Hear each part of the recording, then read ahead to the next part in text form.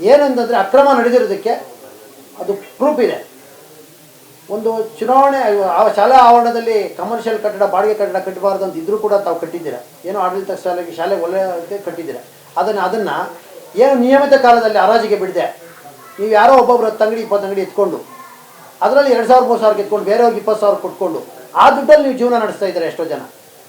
ಅದು ಯಾವ ಪಾರ್ಟಿಯನ್ನಾಗಲಿ ಯಾವನಾಗಿರಲಿ ತನಿಖೆ ಮಾಡಿ ಕಿತ್ತಾಕಿ ಹರಾಜಿಗೆ ಬಿಡಿ. ಹೊಸದಾಗಿ ಅಂಗಡಿ ಯಾರು ನಡೆಸ್ತಾರೆ ಅವ್ರಿಗೆ ಹರಾಜಿಗೆ ಬಿಡಿ. ಯಾರೋ ಬಡವರು ಯಾರೋ ಇವರು ಯಾರು ಬೇಕಾದ್ರೂ ಅವ್ರು ಕರೆದು ಅಂಗಡಿ ನಡೆಸ್ಕೊಳ್ಳಿ.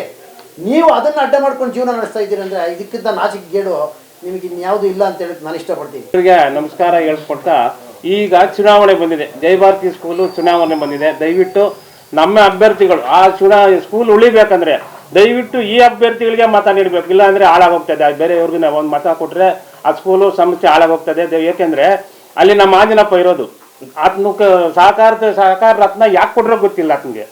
ಅದನ್ನ ಒಳ್ಳೇದಕ್ಕೆ ಕೊಟ್ಟರೆ ಕೆಟ್ಟದಕ್ಕೆ ಕೊಟ್ಟರೆ ಗೊತ್ತಿಲ್ಲ ನಮಗೆ. ಅವ್ರನ್ನ ಕೇಳಬೇಕು, ಕೊಟ್ಟಿರೋನ್ನ ಕೇಳಬೇಕು. ಒಳ್ಳೇದಕ್ಕಂದ್ರೂ ಅದನ್ನ ತಗೊಂಡಿಲ್ಲ. ದಯವಿಟ್ಟು ಆತನು ಜಾಸ್ತಿ ಅಕ್ರಮ ಸಹಕಾರಿ ಕ್ಷೇತ್ರದಲ್ಲೇ ಅಕ್ರಮ ಅಂದರೆ ನಂಬರ್ 1% ಆತನೇ. ಸಹಕಾರಿ ಕ್ಷೇತ್ರದಲ್ಲೇ ಕರ್ನಾಟಕದಲ್ಲಿ, ಈಗ ಕರ್ನಾಟಕದಲ್ಲಿ ಅಕ್ರಮ ಯಾರನ್ನ ಒಂದು ಇದ್ದಿದ್ರೆ ವ್ಯಕ್ತಿ ಇದ್ದಾರೆ ಅಂದರೆ ನಮ್ಮ ಆಂಜನಪ್ಪನವ್ರೆ. ಮೊನ್ನೆ ಮೀಟಿಂಗ್ ನಡೆದಿದೆ ಬಿಜೆಪಿ ಅವ್ರದ್ದೆ. ಒಬ್ಬ ಕ್ಯಾಂಡಿಡೇಟ್ 7 ಲಕ್ಷ ಹಾಕ್ಬೇಕಂತೆ. 7 ಲಕ್ಷ ಆಗಬೇಕು, 5 ವರ್ಷ ಆಂಜನಪ್ಪನೇ ಪ್ರೆಸಿಡೆಂಟ್ ಆಗಿರಬೇಕು.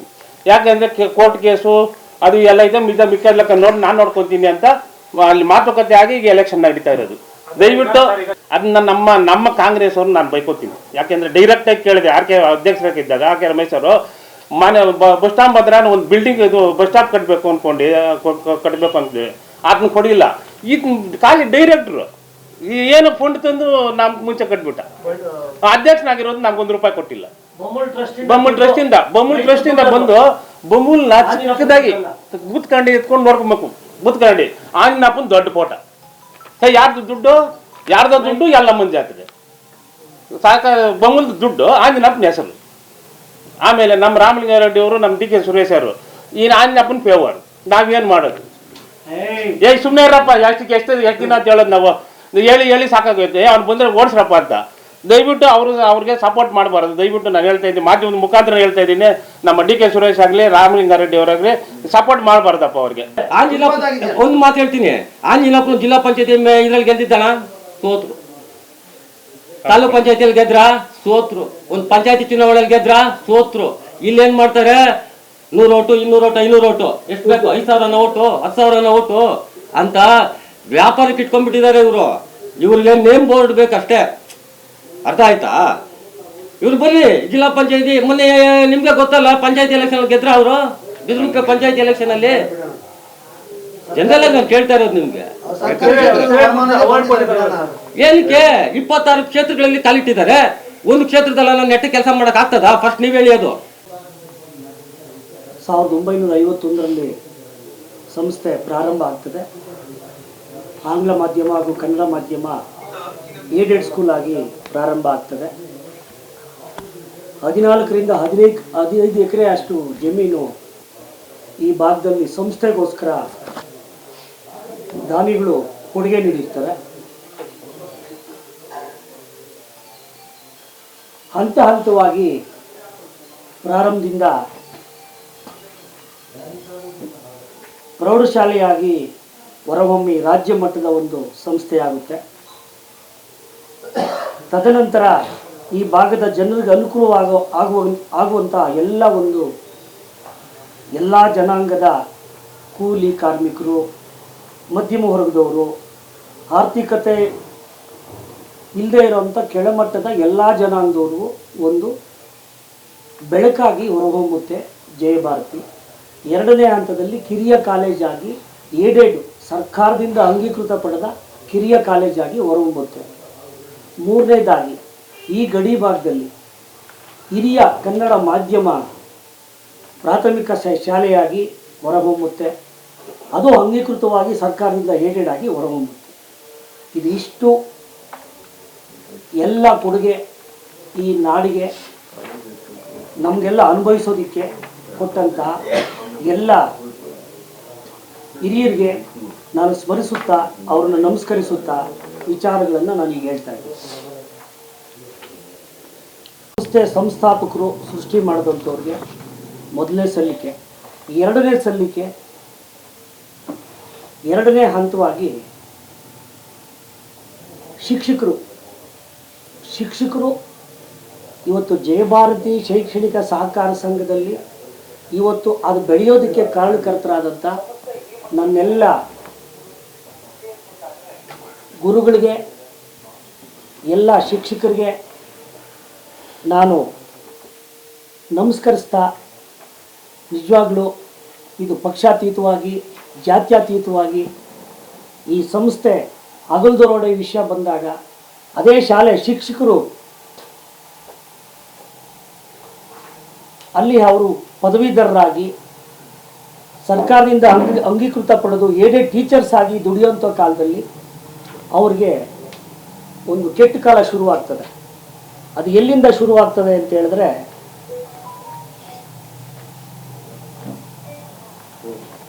ಕಾರ್ಯದರ್ಶಿ ಕೆ ನಟರಾಜ್ ಅವರಿಂದ ಶುರುವಾಗ್ತದೆ. ಎಲ್ಲ ಇಡೀ ಸಂಸ್ಥೆ ಇವತ್ತು ನೀವುಗಳೆಲ್ಲ ಸೇರಿರೋದಕ್ಕೆ ಮುಖ್ಯ ಕಾರಣಕರ್ತರು ಕೆ ನಟರಾಜ್, ಸೃಷ್ಟಿಕರ್ತರು. ಅವರ ಕರ್ಮಕಾಂಡವನ್ನು ಇವತ್ತು ನಾವು ಬೀದಿಗೆ ಇಡ್ತಾ ಇದ್ದೀವಿ. ಅದಕ್ಕೋಸ್ಕರ ಹಂತವಾಗಿ ಅಲ್ಲಿ ನೈಜ ಸದಸ್ಯರಿಗೆ ಮೋಸ ಆಗ್ತಾ ಇದೆ. ಆ ಮಾಹಿತಿ ಸದಸ್ಯರ ಗಮನಕ್ಕೆ ತಂದು ಸಂಸ್ಥೆ ಉದ್ಧಾರಕ್ಕೆ ತಮ್ಮೆಲ್ಲರುಗಳ ಒಂದು ಸಹಕಾರವನ್ನು ನಾನು ಕೈ ಮುಗಿದು ಕೇಳ್ಕೊತಾ ಇದ್ದೀನಿ.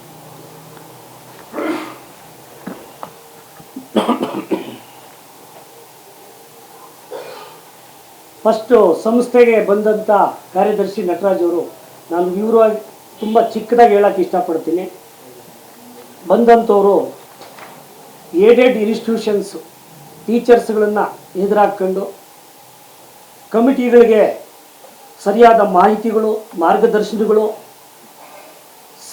ಸರ್ಕಾರದ ಸಹಕಾರ ಇಲಾಖೆಯ ಕಾನೂನು ತತ್ವಗಳ ಬಗ್ಗೆ ಇಲ್ಲಿವರೆಗೂ ಗೊತ್ತು ಗುರಿ ಇಲ್ಲದೆ ಸರ್ವಾಧಿಕಾರಿಯಾಗಿ ಅವರ ಆಟನ ಅವರು ಚುಕ್ಕಾಣಿ ಹಿಡಿದು ಪ್ರಾರಂಭ ಮಾಡಿದ್ದಾರೆ. ಈ ವಿಷಯವಾಗಿ ನಿನ್ನ ವೈಯಕ್ತಿಕವಾಗಿ ಏನು ಅಂತ ಮಾರತ್ನವರೇ ಇದನ್ನು ಉದ್ದೇಶಪೂರ್ವಕವಾಗಿ ಯಾಕೆ ಇಷ್ಟೆಲ್ಲ ಬೀದಿಗೆ ಇಡ್ತಾ ಇದ್ದಾರೆ, ಅವ್ರಿಗಿನ್ನೇನಾದರೂ ಅನ್ನೋ ಒಂದು ಭಾವನೆ ನಿಮ್ಗಳಲ್ಲಿ ಬಂದರೆ ನಾನು ಆಮೇಲೆ ತದನಂತರ ಕೇಳಿ ನಾನು ಸಂಕ್ಷಿಪ್ತವಾದ ಮಾಹಿತಿ ಕೊಡ್ತೀನಿ.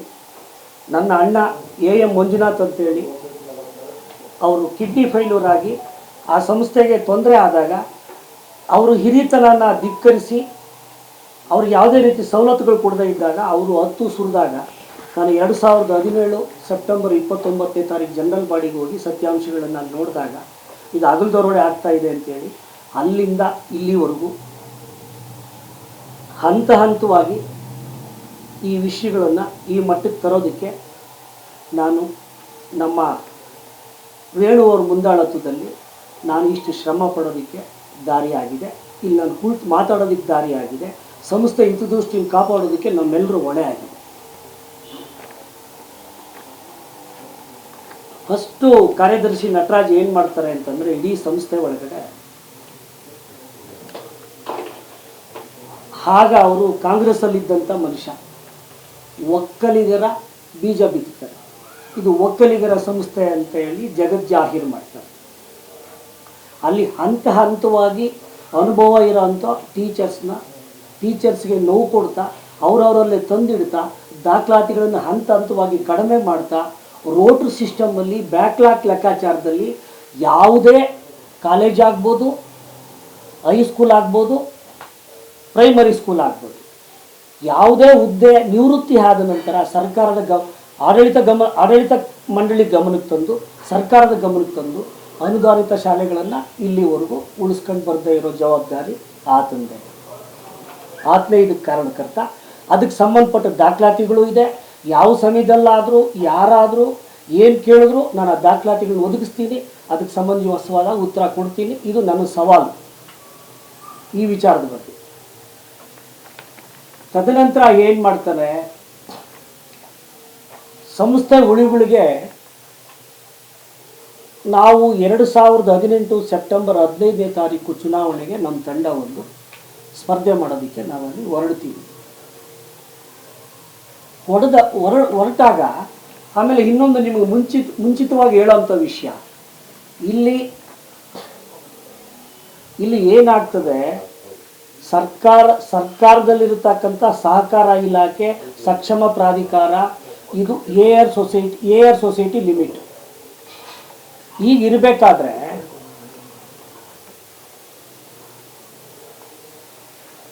ಈಗಿರಬೇಕಾದ್ರೆ ಅದನ್ನ ಹಂತವಾಗಿ ಬೈಲಾ ಸರ್ಕಾರದವ್ರು ನಮ್ಗೆ ಬೈಲಾ ಕೊಡಲ್ಲ. ಇಲ್ಲಿ ರಾಜ್ಯ ಮಟ್ಟದಲ್ಲಿ ಯಾವ್ಯಾವ ಇನ್ಸ್ಟಿಟ್ಯೂಷನ್ಗೆ ನಮ್ಮದೇ ಒಂದು ಪ್ರಮೋಟರ್ ಸೇರಿ ನಾವೇ ಎಲ್ಲ ಸದಸ್ಯರು ಸೇರಿ ಅದನ್ನೊಂದು ಬೈಲಾ ಮಾಡ್ಕೊಂಡು ಆ ನಿಯಮದಡಿ ಕಾಪಾಡೋದಕ್ಕೆ ಬೇಲಿಯಾಗಿ ಸರ್ಕಾರ ಇರುತ್ತೆ, ಇಲಾಖೆ ಇರುತ್ತೆ. ಇದನ್ನ ಕಾರ್ಯದರ್ಶಿಗೆ ಅನುಗುಣವಾಗಿ ಒಂದು ಕನಿಷ್ಠ 1951ರಿಂದ ಆಮೇಲೆ ಮಾಡಲೇ ಇಲ್ಲ. ನಮ್ಮ AK ನಾಗರಾಜ್ ಮೇಷ್ಟ್ರು ಇದ್ರು ಹೆಡ್ ಮಾಸ್ಟ್ರು, ಅವರು ತದನಂತರ ಆತನ ಅನುಕೂಲಕ್ಕೆ ತಕ್ಕನಂಗೆ ಆಯಾ ಕಾರ್ಯಕಾರಿ ಮಂಡಳಿನ ಬಲಿಪಶು ಮಾಡಿ ಮಾಡಿಫಿಕೇಶನ್ ತಿದ್ದುಪಡಿ ಮಾಡಿ ಸಮಗ್ರ ಬಯಲುಗಳನ್ನು ಅವನು ವೈಯಕ್ತಿಕವಾಗಿ ಸಮಗ್ರ ಬಯಲುಗಳನ್ನು ತಿದ್ದುಪಡಿ ಮಾಡಿ ಇವತ್ತು ಸಂಸ್ಥೆ ಈ ಮಟ್ಟಕ್ಕೆ ತಂದಿರ್ತಕ್ಕಂಥ ಒಂದು ದೊಡ್ಡ ಮಹಾಪುರುಷ. ಆ ಸಮಗ್ರ ಬಯಲುಗಳಲ್ಲಿ ಯಾವ್ಯಾವ ಸದಸ್ಯರು ಬೇಕು, ಯಾವ್ಯಾವ ಬೇಕು ಅನ್ನೋ ಕತೆ. ಇಲ್ಲಿ ಏನಾಯಿತು, ಈ ವಿಷಬೀಜ ಬಿತ್ತಿದಾಗ ಇವತ್ತು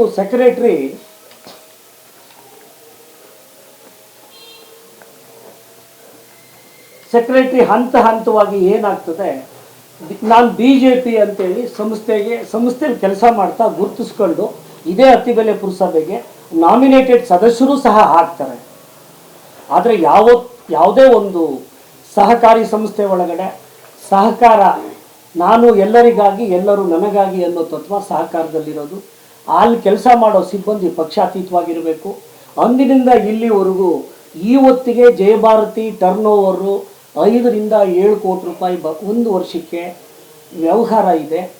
ಆಡಳಿತ ಮಂಡಳಿ ಸಿಬ್ಬಂದಿ ಒಳಗಡೆ ಏಕೈಕ ವ್ಯಕ್ತಿ ಶಾಸನಬದ್ಧ ಲೆಕ್ಕ ಪರಿಶೋಧನೆಗಳಲ್ಲಿ ಯಾಕೆ ನೀವು ಒಂದು ಕ್ಲಾರ್ಕ್ ತಗೊಂಡಿಲ್ಲ, ಸ್ಟೆನೋಗ್ರಾಫರ್ ತಗೊಂಡಿಲ್ಲ ಅಂತೇಳಿ ಸೂಚಿಸಿದ್ರು ಯಾರಿಗೂ ಕೆಲಸಗಳನ್ನು ಕಲಿಸ್ದೆ, ಯಾರನ್ನೂ ಅಲ್ಲಿ ಬೆಳೆಯೋಕ್ಕೂ ಬಿಡದೆ ಎಲ್ಲ ವಿಷಯಗಳು ಅವನೊಬ್ಬನೇ ಕರಗತ ಮಾಡಿಕೊಂಡು ಎಲ್ಲ ಅವನು ವೈಯಕ್ತಿಕವಾಗಿ ರಾಸಲೀಲೆಗಳವರೆಗೂ ತಂದಿದ್ದಾನೆ.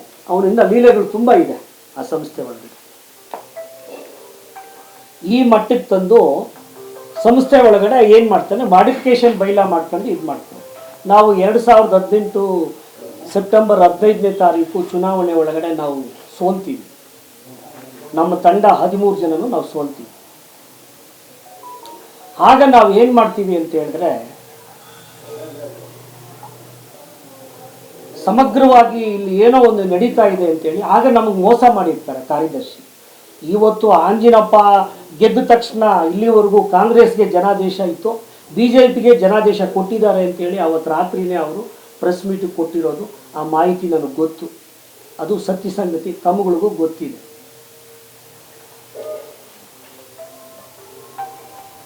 ಆಗ ನಾವು ಏನು ಮಾಡ್ತೀವಿ ಅಂತಂದರೆ, ಸ್ವತಃ ಅವತ್ತು ಇನ್ನೊಂದು ಮೋಸ ಮಾಡಿರ್ತಾರೆ ಇಡೀ ಸಂಸ್ಥೆ ಸದಸ್ಯರಿಗೆ.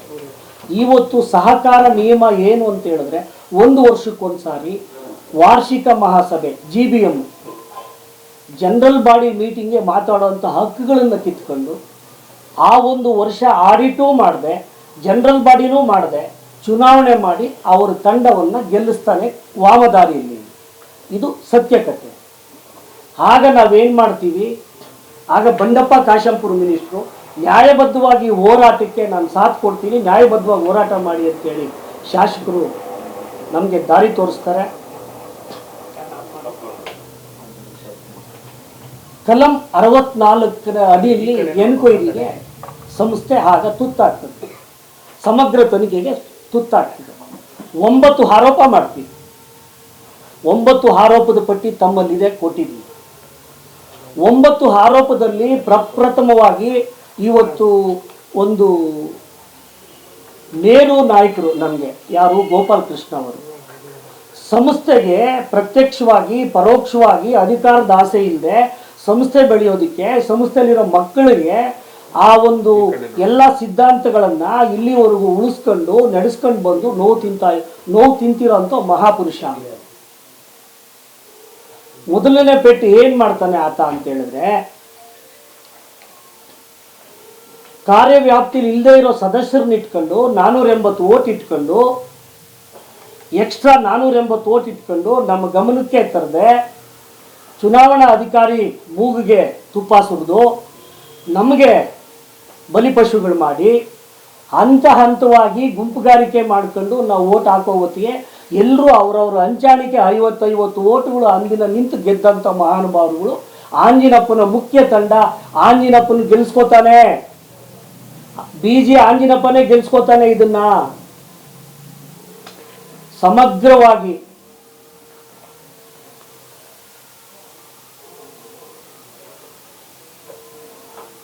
ಒಂದು 8/2019 64ಗೆ ಅಸಿಸ್ಟೆಂಟ್ ರಿಜಿಸ್ಟರ್ ಆದೇಶ ಮಾಡ್ತಾರೆ.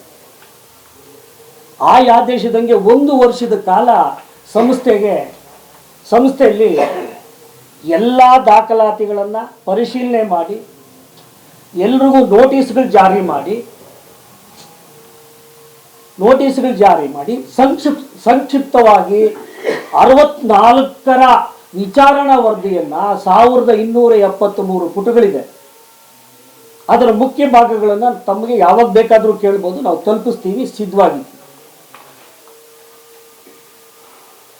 ಮೊದಲೇ ಆರೋಪ ಸದಸ್ಯರನ್ನ ಕಾನೂನು ಬಾಹಿರವಾಗಿ ಚುನಾವಣೆ ನಡೆಸಿ ಗೆಲ್ಲಿಸ್ಕೊಂಡಿರೋದು ಹಂತವಾಗಿದೆ ಅಲ್ಲಿ. ಮತ್ತೆ ಎರಡನೇದು ಅದು ನಾನು ಹೇಳ್ತೀನಿ 64ರಲ್ಲಿ ಕಟ್ಟಡ ನಿರ್ಮಾಣ ಮಾಡ್ತಾರೆ. ಕಲಂ 64ರ ಒಂದು ವರ್ಷಕ್ಕೆ ಏನು ಮಾಡ್ತಾರೆ, 1/8/2020 ಅವರು ವಿಚಾರಣಾಧಿಕಾರಿಗಳು ಕಲಂ 64ರ ಒಂದು ವಿಷಯನ ಸಂಸ್ಥೆಗಿಡ್ತಾರೆ. ಆವಾಗ ಆಂಜಿನಪ್ಪನ ಮುಖಂಡತ್ವದ ಕಮಿಟಿ ಅಲ್ಲಿ ಇರ್ತದೆ. ಇವತ್ತು ಎಲ್ಲ ಅಲ್ಲಿಂದ ಇಲ್ಲಿವರೆಗೂ ಅವಿರೋಧವಾಗಿ ಆಯ್ಕೆ ಮಾಡ್ಕೊಂಡು ಎಲ್ಲ ಜನಾಂಗದವ್ರಿಗೂ ಎಲ್ರಿಗೂ ಸಮಾನಾಂತರವಾಗಿ ಸಂದರ್ಭಾನುಸಾರ ಹಿರಿಯರ ಮುಖೇನ ಆಯ್ಕೆ ಮಾಡ್ಕೊಂಡು ಎಲ್ಲ ಹಂತವಾಗಿ ಬೆಳೆದು ಬಂದಂಥ ಎಲ್ರಿಗೂ ಆವತ್ತು ಏನು ಮಾಡ್ತಾನೆ ಆ ಮಹಾಪುರುಷ, ಎಲ್ರನ್ನೂ ಕರೀತಾನೆ. ನೀವೇನೂ ತಪ್ಪು ಮಾಡಿಲ್ಲ, ನಾವು ನಿಷ್ಕಳಂಕವಾಗಿದ್ದೀವಿ, ನಾವು ನಿರ್ದಿಷ್ಟವಾಗಿದ್ದೀವಿ, ಕಾಂಗ್ರೆಸ್ ಅವರೇ ತಪ್ಪು ಮಾಡಿರೋ ಅನ್ನೋ ಸಂದೇಶನ ಇಲ್ಲ ನಮ್ಮ ಅಗ್ರಗಣ್ಯ ಹಿರಿಯ ನಾಯಕರು ಕಾಂಗ್ರೆಸ್ ಬ್ಲ್ಯಾಕ್ ಚಂದ್ರಪ್ಪನವ್ರಾಗ್ಬೋದು, ದೇವರಾಜ್ ಆಗ್ಬೋದು, ಸತ್ಯಪ್ಪನವ್ರಾಗ್ಬೋದು, ಇಲ್ಲ ನಮ್ಮ ಅರುಣಾ ನಟರಾಜ್ ಅವರಾಗ್ಬೋದು, ಇಲ್ಲ ನಮ್ಮ ಫೈನಾನ್ಸ್ ಕಾಲೋನಿ ರವಿಯವರಾಗ್ಬೋದು, ಇವರುಗಳನ್ನೆಲ್ಲ ಲಿಖಿತ ಮೂಲಕವಾಗಿ 64 ಆದೇಶ ನಮ್ಮ ಸಂಸ್ಥೆಗೆ ಬಂದಿದೆ, ನೀವೆಲ್ಲ ಸಿಕ್ಕಾಕೊಂಡಿದ್ದೀರಾ ಬನ್ನಿ ಅಂತ ಸಂಸ್ಥೆಗೆ ಸಾರ್ವಜನಿಕವಾಗಿ ನಮ್ಮ ಟೌನ್ ಅಧ್ಯಕ್ಷರು ವೇಣುವ್ರನ್ನ ಮಾರಪ್ಪನವ್ರನ್ನ ಖಳನಾಯಕರನ್ನಾಗಿ ಈ ಸಮಾಜದಲ್ಲಿ ಸೃಷ್ಟಿ ಮಾಡ್ತಾನೆ ಆಂಜಿನಪ್ಪ ಮಹಾನುಭಾವ. ಇದು ವಾಸ್ತವಾಂಶ, ಇದು ಸತ್ಯ. ಹಾಗೆ ಏನಾಗ್ತದೆ ಹಂತವಾಗಿ ಯಾವತ್ತೂ ನಾನು ಹೇಳೋ ಮಾತು ಎಲ್ಲ ಸತ್ಯಾಂಶನೇ, ಎಲ್ಲಕ್ಕೂ ದಾಖಲಾತಿಗಳಿದೆ, ಎಲ್ಲ ನಡೆದು ಬಂದಿರೋ ಸತ್ಯಕತೆ. ತದನಂತರ ಏನು ಮಾಡ್ತಾರೆ, ಅವ್ರಿಗೊಂದು ಒಳ ಒಪ್ಪಂದ ಮಾಡ್ಕೋಬೋದು ಅಂತ ನಾನು ಹೇಳ್ತೀನಿ. ಅದನ್ನು ಏನು ಮಾಡ್ತಾರೆ, ಇವತ್ತು ಸಹಕಾರಿ ರತ್ನ ತಗೊಂಡಿದ್ದಾನೆ ಆ ಮಹಾಪುರುಷ. ನಾನು ಹೇಳಿದ್ನಲ್ಲ, ನಾನು ಎಲ್ಲರಿಗಾಗಿ ಎಲ್ಲರೂ ನನಗಾಗಿ, ಎಲ್ಲರೂ ನನಗಾಗಿ ನನ್ನ ದುಡ್ಡಿಗಾಗಿ ನನ್ನ ಹಿಂದೆ ಎಲ್ಲ ಬನ್ನಿರಿ ತಾಲೂಕು ಪೂರ್ತಿ ನಂದೇ ಎಲ್ಲ ಸಹಕಾರಿ ಕ್ಷೇತ್ರ, ಎಲ್ಲ ಪಕ್ಷಗಳ ಎಲ್ಲ ಜಾತಿಗಳ ಅಗ್ರಗಣ್ಯರ ಬಾಲ ಹಿಡ್ದಾದ್ರೂ ನಾನು ಲೇಬಲ್ ಇಟ್ಕೋಬೇಕು, ನಾನು ಕಾರ್ ಮೇಲೆ ಬೋರ್ಡ್ ಹಾಕ್ಕೋಬೇಕು, ನನ್ನ ಅಧಿಕಾರ ಬೇಕು. ಇದು ಈ ಬೇರೆ ರಾಜಕೀಯವಾಗಿ ಆತನಿಗೆ ಸಹಕಾರ ಕ್ಷೇತ್ರ ಬಿಟ್ಟರೆ ರಾಜಕೀಯವಾಗಿ BJP ಒಳಗಡೆ ಜಾಗ ಇಲ್ವೇನೋ ಗೊತ್ತಿಲ್ಲ. ಸಹಕಾರ ಕ್ಷೇತ್ರಕ್ಕೆ ಬಂದೇ BJP ಬಣ್ಣ ಬಳ್ಕೊಂಡು ಆಟ ಆಡ್ತಿದ್ದಾನೆ, ಸದಸ್ಯರ ಜೊತೆ ಇದು ಮಾಡ್ತಾ ಇದ್ದಾನೆ, ಆ ಜಯಭಾರತಿ ಹೊಟ್ಟೆ ಮೇಲೆ ಹೊಡಿತಿದ್ದಾನೆ. ಈಗ ಆ ಪಾಪದ ಕೂಡ ಕಾರ್ಯದರ್ಶಿ ತುಂಬಿ ಹೊರಗಡೆ ಬಂದಿದ್ದಾನೆ. ಆಂಜಿನಪ್ಪ ಯಾವಾಗ ಹೊರಗಡೆ ಹೋಗ್ತಾನೋ ಗೊತ್ತಿಲ್ಲ. ಮುಂದಿನ ದಿನಗಳಲ್ಲಿ ನಿಮ್ಮ ಮುಂದೆನೇ ಮಾತಾಡೋ ಅವಕಾಶ ನನಗೆ ಸಿಗುತ್ತೆ.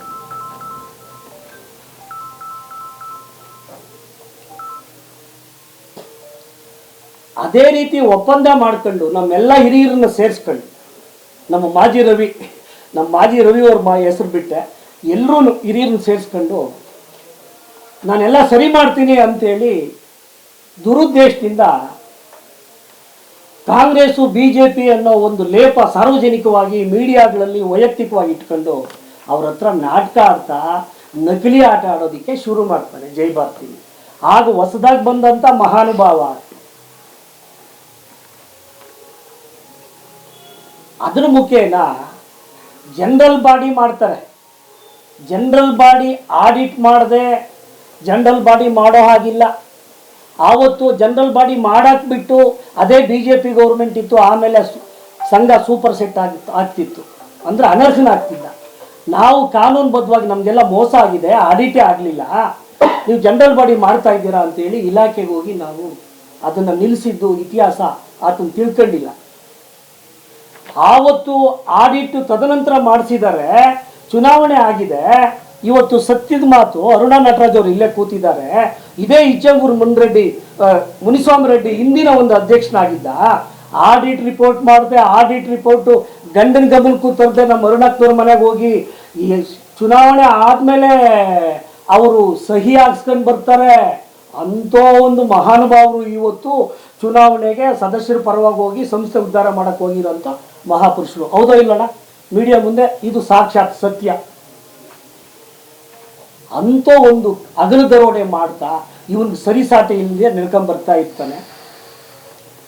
ಇವನು ಸಹಕಾರಿ ರತ್ನ ಇದ್ದಾನಲ್ಲ, ಸಹಕಾರಿ ರತ್ನಕ್ಕೆ ನಾವು ಬೆಲೆ ಕೊಡಬೇಕು. ನಮ್ಮ ತಾಲೂಕು ಬಂದಿದೆ ಅಂತ ಹೇಳ್ತೀವಿ, ವೈಯಕ್ತಿಕವಾಗಿ ಆಂಜಿನಪ್ಪಕ್ಕೆ ನಾನು ಬೆಲೆ ಕೊಡ್ತೀನಿ. ಸಹಕಾರ ಕ್ಷೇತ್ರದಲ್ಲಿ ಎಲ್ಲ ಒಂದು ಕೃಷಿ ಪತ್ತಿನ ಸಹಕಾರ ಸಂಘ ಆಗ್ಬೋದು, ಒಂದು ಹಣಕಾಸಿನ ಸಹಕಾರ ಸಂಘ ಆಗ್ಬೋದು, ಒಂದು ಹಾಲು ಉತ್ಪಾದಕರ ಸಹಕಾರ ಸಂಘ ಆಗ್ಬೋದು, ಎಲ್ಲ ವಿಭಾಗದಲ್ಲೂ ಆತನ ಒಂದು ಪದನಾಮಗಳು ಏನಿದೆ ಅಂತ ಹೇಳಿದ್ರೆ ಬಿದಿರುಗುಪ್ಪೆ MPCS ಅಲ್ಲೂ ಆತನೇ ಅಲ್ಲಿ ಅಧ್ಯಕ್ಷನಾಗಿ ಆಯ್ಕೆ ಆಗಬೇಕು, ಬೆಂಗಳೂರು ಡೈರಿಗೂ ಆತನೇ ಹೋಗಬೇಕು, ಮತ್ತು PLD ಬ್ಯಾಂಕಿಗೆ ಆತನೇ ಸ್ಪರ್ಧೆ ಮಾಡಬೇಕು, PLD ಬ್ಯಾಂಕಿಂದ ಜಿಲ್ಲಾ ಮಟ್ಟಕ್ಕೆ ರಾಜ್ಯ ಮಟ್ಟಕ್ಕೆ ಆತನೇ ಹೋಗಬೇಕು, ಮತ್ತು ಕೃಷಿ ಪತ್ತಿನ ಸಹಕಾರ ಸಂಘದಿಂದ ಆಯ್ಕೆ ಆಗಬೇಕು. ಈಗ ಸದ್ಯಕ್ಕೆ ಮಗನಿಗೆ ಅವಕಾಶ ಕೊಟ್ಟಿದ್ದಾನೆ. ಅದನ್ನು ನಾನು ಧಾರಾಳವಾಗಿ ಹೇಳ್ತೀನಿ, ನಾನು ಸದಸ್ಯನಾಗಿ ಹೇಳ್ತಾ ಇದ್ದೀನಿ, ನಾನು ವೈಯಕ್ತಿಕವಾಗಿ ಹೇಳ್ತಿಲ್ಲ. ಇನ್ನು ಯಾರಿಗೂ ಸದಸ್ಯರಿಗೆ ಹಕ್ಕಿಲ್ವಾ? ಇವತ್ತು ಅವ್ರ ಮಗನೇ ಅಧ್ಯಕ್ಷನಾಗಬೇಕು, ಅವ್ರ ಮಗನೇ ಮತ್ತೆ TAPCMS ತಾಲೂಕು ಮಟ್ಟಕ್ಕೆ ಪ್ರತಿನಿಧಿಯಾಗಿ ಆಯ್ಕೆ ಆಗಬೇಕು. ಬೇರೆಯವ್ರನ್ನ ನಾವು ಕೇಳಿದಾಗ ಯಾಕೆ ಅಂದರೆ ಅವ್ರ ದುಡ್ಡಿದೆ, ಅವ್ರು ಮಾಡ್ಕೊಳ್ತಾ ಇದ್ದಾರೆ, ಹೋಗ್ತಾ ಇದ್ದಾರೆ, ಅವ್ರು ಹಿಂದೆ ಇದ್ರೆ ಸಾಕು ಅಂತೇಳಿ ಹೇಳ್ತಾರೆ. ಮತ್ತು BDCC ಬ್ಯಾಂಕ್ ಇತರೆ ಸಂಘಗಳಿಂದ ಆಯ್ಕೆ ಆಗಬೇಕು. ಮತ್ತು ಬೆಂಗಳೂರು ನಗರ ಗ್ರಾಮಾಂತರ ರಾಮನಗರ ಮಟ್ಟದಲ್ಲಿ ಆತನೇ ಅಲ್ಲಿ ಇತರೆ ಸಂಘಗಳಿಂದ ಆಯ್ಕೆಯಾಗಿ ಒನ್ ಆಫ್ ದ ಡೈರೆಕ್ಟ್ರು. ಈ ಥರ ಆತನ ಪದನಾಮಗಳು. ಮತ್ತು ಜೈಭಾರತಿ ಚೇರ್ಮನ್ ಅಧ್ಯಕ್ಷರು. ಅಟ್ಲೀಸ್ಟ್ ನಮ್ಮನೆ ಒಳಗಡೆ ನಾವು ಅಂದ್ಕೊಂಡಿದ್ದ ಕೆಲಸ ನಿಮ್ಮನ್ನೆಲ್ಲ ಕರೆದು ಇಲ್ಲಿ ಸೇರಿ ಮಾತಾಡೋದಕ್ಕೆ ನಾವು ಇಷ್ಟು ಕಷ್ಟಪಡ್ತಿದ್ದೀವಿ. ನಮ್ಮ ಕೆಲಸಗಳು ನಾವು ಮಾಡೋಕ್ಕೆ ಆಗಲ್ಲ. ಆದರೆ ಈತ ಬಂದು ಇಷ್ಟೆಲ್ಲ ಇಟ್ಕೊಂಡಿರೋನು, ಬಿದಿರುಗುಪ್ಪೆ ಡೈರಿ ಡೈರೆಕ್ಟ್ರು, ಬೆಂಗಳೂರು ಡೈರಿ ಡೈರೆಕ್ಟ್ರು, PLD ಬ್ಯಾಂಕ್ ಡೈರೆಕ್ಟ್ರು, TAPCMS ಡೈರೆಕ್ಟ್ರು, BDCC ಬ್ಯಾಂಕ್ ಡೈರೆಕ್ಟ್ರು, ಜೈಭಾರತಿಲಿ ಅಧ್ಯಕ್ಷನು, ಮಾಜಿ, ಈಗ ಸದ್ಯಕ್ಕೆ ಸ್ಪರ್ಧೆ ಮಾಡ್ಕೊಂಡ್ರು ಮುಂಚೂಣಿ ನಾಯಕ, ತಂಡದ ನಾಯಕ. ಇದು ಎಷ್ಟರ ಮಟ್ಟಿಗೆ ಸಹಕಾರಿ ಕ್ಷೇತ್ರದಲ್ಲಿ ವಿದ್ಯಾಭ್ಯಾಸದ ಗುಣಮಟ್ಟನಿಟ್ಟು ಎಲ್ಲ ವರ್ಗದ ಜನರಿಗೆ ಹೇಳಿಕೊಡ್ತಾನೆ, ದುಡ್ಡು ಮಾಡಕ್ಕೆ ಹೋಗ್ತಿದ್ದಾನೆ ಅಂತ ಹಂತವಾಗಿ ಹೇಳ್ತೀನಿ. ಯಾಕೆ ಅಂತಂದ್ರೆ ನಾನು ಹೇಳಿದ ವಿಚಾರ, ಅನುಪಾಲನಾ ವರದಿನ ಏನು ಮಾಡ್ತಾನೆ, ಕೋಆಪರೇಟಿವ್ ಆಕ್ಟ್ 64 ಏನು ಹೇಳುತ್ತೆ ಅಂತಂದರೆ, ಯಾವುದೇ ಸೆಕ್ರೆಟರಿ ಕಾರ್ಯಕಾರಿ ಮಂಡಳಿ ಮಾಡಿರೋ ಅಪರಾಧ, ಕಾರ್ಯಕಾರಿ ಮಂಡಳಿಯಿಂದ ಮುಂದೆ ಇಟ್ಕೊಂಡು ಇವನು ಮಾಡಿರೋ ಮಹಾಪುರುಷ ಅಪರಾಧ 64 ಕೋರ್ಟಲ್ಲೇ ಅದನ್ನು ಶಮನ ಮಾಡ್ಕೋಬೇಕು, ಇಲ್ಲ ಅದನ್ನು ಕಟ್ಟಬೇಕು. ಅದನ್ನು ಸಮಗ್ರವಾಗಿ ಪರಿಶೀಲಿಸಿ ಎಲ್ಲ ಹಿಂದೆ ಇದ್ದಂತಹ ಎಲ್ಲ ಹಿರಿಯರನ್ನ, ಎಲ್ಲ ಜಾತಿಯವ್ರನ್ನ, ಎಲ್ಲ ಜನಾಂಗದವ್ರನ್ನ, ಎಲ್ಲ ಪಕ್ಷದವ್ರನ್ನ ವಿಶ್ವಾಸಕ್ಕೆ ತಗೊಂಡು ಸಂಸ್ಥೆ ಉದ್ಧಾರಕ್ಕೆ ಹೆಜ್ಜೆ ಇಡೋಂಥ ಮಹಾಪುರುಷನಾಗ್ತಿದ್ದ. ಅದಕ್ಕೆ ವಿರುದ್ಧವಾಗಿ ಅಲ್ಲಿ ಏನು ಅಂತ ಹೇಳಿದ್ರೆ, ಅಲ್ಲಿ ರಾಜಕೀಯ BJP ರಾಜಕೀಯ ಸಂಸ್ಥೆ ಒಳಗಡೆ ವಿದ್ಯಾಸಂಸ್ಥೆಯಲ್ಲಿ ಮಾಡೋಕ್ಕೆ ಹೊರಟಿದ್ದಾನೆ. ಇದು ಆತನ ಕತೆ. ಅಲ್ಲಿ ಏನಾಗ್ತದೆ, ನಾವು ಇಲ್ಲಿ ಅನ್ಯಾಯ ಆಗ್ತಾ ಇದೆ, ಕಾರ್ಯದರ್ಶಿನೇ ಇದಕ್ಕೆಲ್ಲ ಮೂಲ ಕರ್ತರು ಅಂತೇಳಿ ನಾವು ನಾವು ಮೇಲ್ಮನವಿ ಸಲ್ಲಿಸ್ತೀವಿ ಹೈಕೋರ್ಟಲ್ಲಿ. ಹೈಕೋರ್ಟಿಂದ ಸಕ್ಷಮ ಪ್ರಾಧಿಕಾರದಲ್ಲಿ DR ಕೋರ್ಟಲ್ಲಿ ನ್ಯಾಯ ಸಿಗಲಿಲ್ಲ ಅಂದರೆ ಇಲ್ಲಿಗೆ ಬನ್ನಿ ಅಂತೇಳಿ ಅಲ್ಲಿ ಫೈಲ್ ಕಳಿಸ್ತಾರೆ. ಅವಾಗ ಕೋವಿಡ್ ಸಮಯ. ಈ ಕೇಸು ಯಾವಾಗ ಮುಗಿಯುತ್ತೆ ಅಂತಂದರೆ 29/8/2023 ಈ ಕೇಸ್ ಮುಗಿಯುತ್ತೆ. ಈಗ ಆಂಜಪ್ಪನ ಮೇಲೆ ಬಹಳಷ್ಟು ಆರೋಪ ಮಾಡಿದ್ರಿ. ಹೌದು. ಯಾವ್ದಾದ್ರು ಭ್ರಷ್ಟಾಚಾರ ಮಾಡಿರೋಂಥದ್ದು ತಮ್ಮಲ್ಲಿ ದಾಖಲೆ ಹೇಳ್ತೀನಿ ಅಂತ ಹೌದು. ದಾಖಲೆ ಏನು ಅಂದರೆ ನಿಮಗೆ ಕೊಟ್ಟಿರೋ ದಾಖಲಾತಿ ಒಳಗಡೆ ಭ್ರಷ್ಟಾಚಾರ ಅಂತ ಹೇಳಿದ್ರೆ ಅದನ್ನು ಭಾರತಿ ಶಾಲೆಯಲ್ಲಿ ಆಗಿರುವಂತ ಕ್ರಮ ಇದೆಯಾ ಅಂತ? ರಾಜಕೀಯ ಬಡಾತಾರ ಅಂತ ಹೇಳ್ತಿದ್ರಲ್ಲ, ಶಾರ್ಟ್ ಕಟ್ ಅಲ್ಲಿ ಒಂದು ಜಾಸ್ತಿ ಆದ್ರೆ ಎಲ್ಲ ಅಲ್ಲ ನಾನು ಪಾಯಿಂಟ್ ಹೇಳ್ಬಿಡ್ತೀನಿ, ಆಮೇಲೆ ನಿಮ್ಮ ಪ್ರಶ್ನೆ ಬಿಜೆಪಿ ಮಯ ಮಾಡಿದ್ರೆ ಯಾವ್ದು ಬಿಜೆಪಿ ಮಯ ಮಾಡಿದ್ದಾರೆ, ಅಕ್ರಮವಾಗಿ ಏನ್ ಮಾಡಿದ್ದಾರೆ ಅಂತಲ್ಲ ಕ್ರಮವಾಗಿ ಏನು ಮಾಡಿದ್ದಾರೆ ಸ್ಟಾಪ್ ಮಾಡ್ಕೊಳ್ಳಿ ಎಲ್ಲ ಒಂದು. ಮೊದಲನೇದು ಹೇಳ್ತೀನಿ, ಆತನು ನಿಜವಾದ ಸಹಕಾರಿಯಾಗಿ ಸದಸ್ಯರ ಪಟ್ಟಿ ತಪ್ಪಿದೆ ಅಂತ ಸಾಬೀತು. ಸಂಘದ ಸದಸ್ಯರ ಪಟ್ಟಿ ಮೆಂಬರ್ಶಿಪ್ ಪಟ್ಟಿ ತಪ್ಪಿದೆ ಅಂತೇಳಿ 64 ರುಜುವಾತಾಗುತ್ತೆ. ಅದನ್ನು ಏನು ಮಾಡ್ತಾರೆ, ಏಕಾಏಕಿ ಶೇರ್ ಬೆಲೆ ಜಾಸ್ತಿ ಮಾಡ್ತಾರೆ. ಶೇರ್ ಬೆಲೆ 1,000 ಮಾಡಿ ಕೋವಿಡ್ ಟೈಮಲ್ಲಿ ನೋಟಿಸ್ ಕೊಡ್ತಾರೆ. ಅವರು ನೋಟಿಸ್ ಕೊಟ್ಟು ಶೇರ್ನ ಇನ್ನೊಂದು ಮಹಾ ಕೆಲಸ ಮಾಡ್ತಾರೆ. ಹೌದು, ಆತನೇನು ಮಾಡ್ದ ಅಂತ ಕಾನೂನು ನಮ್ಮೆಲ್ಲರ ಸಹಕಾರದಲ್ಲಿ ಸಂಸ್ಥೆ ನಡೀಬೇಕು. ಒಂದು ಜಯಭಾರತಿ ಇತಿಹಾಸದಲ್ಲಿ SC STಗಳಿಗೆ ರಾಜ್ಯ ಮಟ್ಟದ ನಾಯಕರುಗಳಿದ್ದಾರೆ. ಅತ್ತಿಬೆಲೆಯಲ್ಲಿ ಸಮಾನವಾದ ಮೆಂಬರ್ಶಿಪ್ ವಸೂಲಿ ಮಾಡೋದಕ್ಕೆ ಪಣ ರೆಡಿ ಮಾಡಿ ಕಾರ್ಯದರ್ಶಿಯಿಂದ ಮಾಡಿಸ್ತಾನೆ. ಆದರೆ ಯಾವ ಜನರಲ್ ಬಾಡಿಲೂ ಇದು ಪ್ರಚಾರ ಆಗಲಿಲ್ಲ, ಬೈಲಾದಲ್ಲೂ ಅದು ಸದ್ಯಕ್ಕಿಲ್ಲ. ಇವತ್ತು ಏನಾದರೂ ಕೋಆಪರೇಟಿವ್ ಆ್ಯಕ್ಟಲ್ಲಿದ್ದರೆ ಅದನ್ನು ಸ್ಥಳೀಯವಾದ ನಾಯಕರಿಗೆ ಬೈಲಾಗ್ ಸಂಬಂಧಪಟ್ಟಂಗೆ ಮಾಡಬೇಕಾಗಿತ್ತು. ಅದು ಮಹಾಪೆಟ್ಟು. ಮಧ್ಯಮ ವರ್ಗದವರು, ಕೂಲಿ ಕಾರ್ಮಿಕರು, ST SCಗಳು ಮೆಂಬರ್ಶಿಪ್ ಯಾಕೆ ಮಾಡ್ಕೊಳ್ಳೋದು? ನನಗೂ 1,000 ರೂಪಾಯಿ, ಅವ್ರಿಗೂ 1,000 ರೂಪಾಯಿ. ಅಲ್ಲಿ ಶಾಲಾ ಮಕ್ಕಳಿಗೆ ಅವ್ರಿಗೂ ಜನರಲ್ ಕ್ಯಾಸ್ಟ್ಗೂ ಒಂದೇ ದುಡ್ಡು, SCಗಳಿಗೂ ಒಂದೇ ದುಡ್ಡು. ಆದರೆ ಅವ್ರು ಬದುಕೋಕ್ಕಾಗುತ್ತಾ? ಈ ಸಮಾಜದಲ್ಲಿ ಬಾಳೋಕ್ಕಾಗುತ್ತಾ? ನನಗೊಂದು ದುಃಖ. ಈ ನಮ್ಮ ಅತ್ತಿಬೆಲೆ ರಾಜ್ಯ ಮಟ್ಟದ ನಾಯಕರುಗಳಿದ್ದಾರೆ, ಇದನ್ನು ಯಾರು ಪ್ರಶ್ನೆ ಮಾಡಲಿಲ್ಲ. ನಾನು ಧೈರ್ಯವಾಗಿ ಮಾಡ್ತಿದ್ದೀನಿ, ನನಗೇನು ಭಯ ಇಲ್ಲ, ಪ್ರಾಣ ಭಯನೂ ಇಲ್ಲ ನನಗೆ. ಈ ಸತ್ಯದ ಬಗ್ಗೆ ಭಯ ಇಲ್ಲ. ಒಂದು ಆರೋಪ. ಎರಡನೇದು, ಶಾಸನಬದ್ಧ ಲೆಕ್ಕ ಪರಿಶೋಧನೆ ಒಳಗಡೆ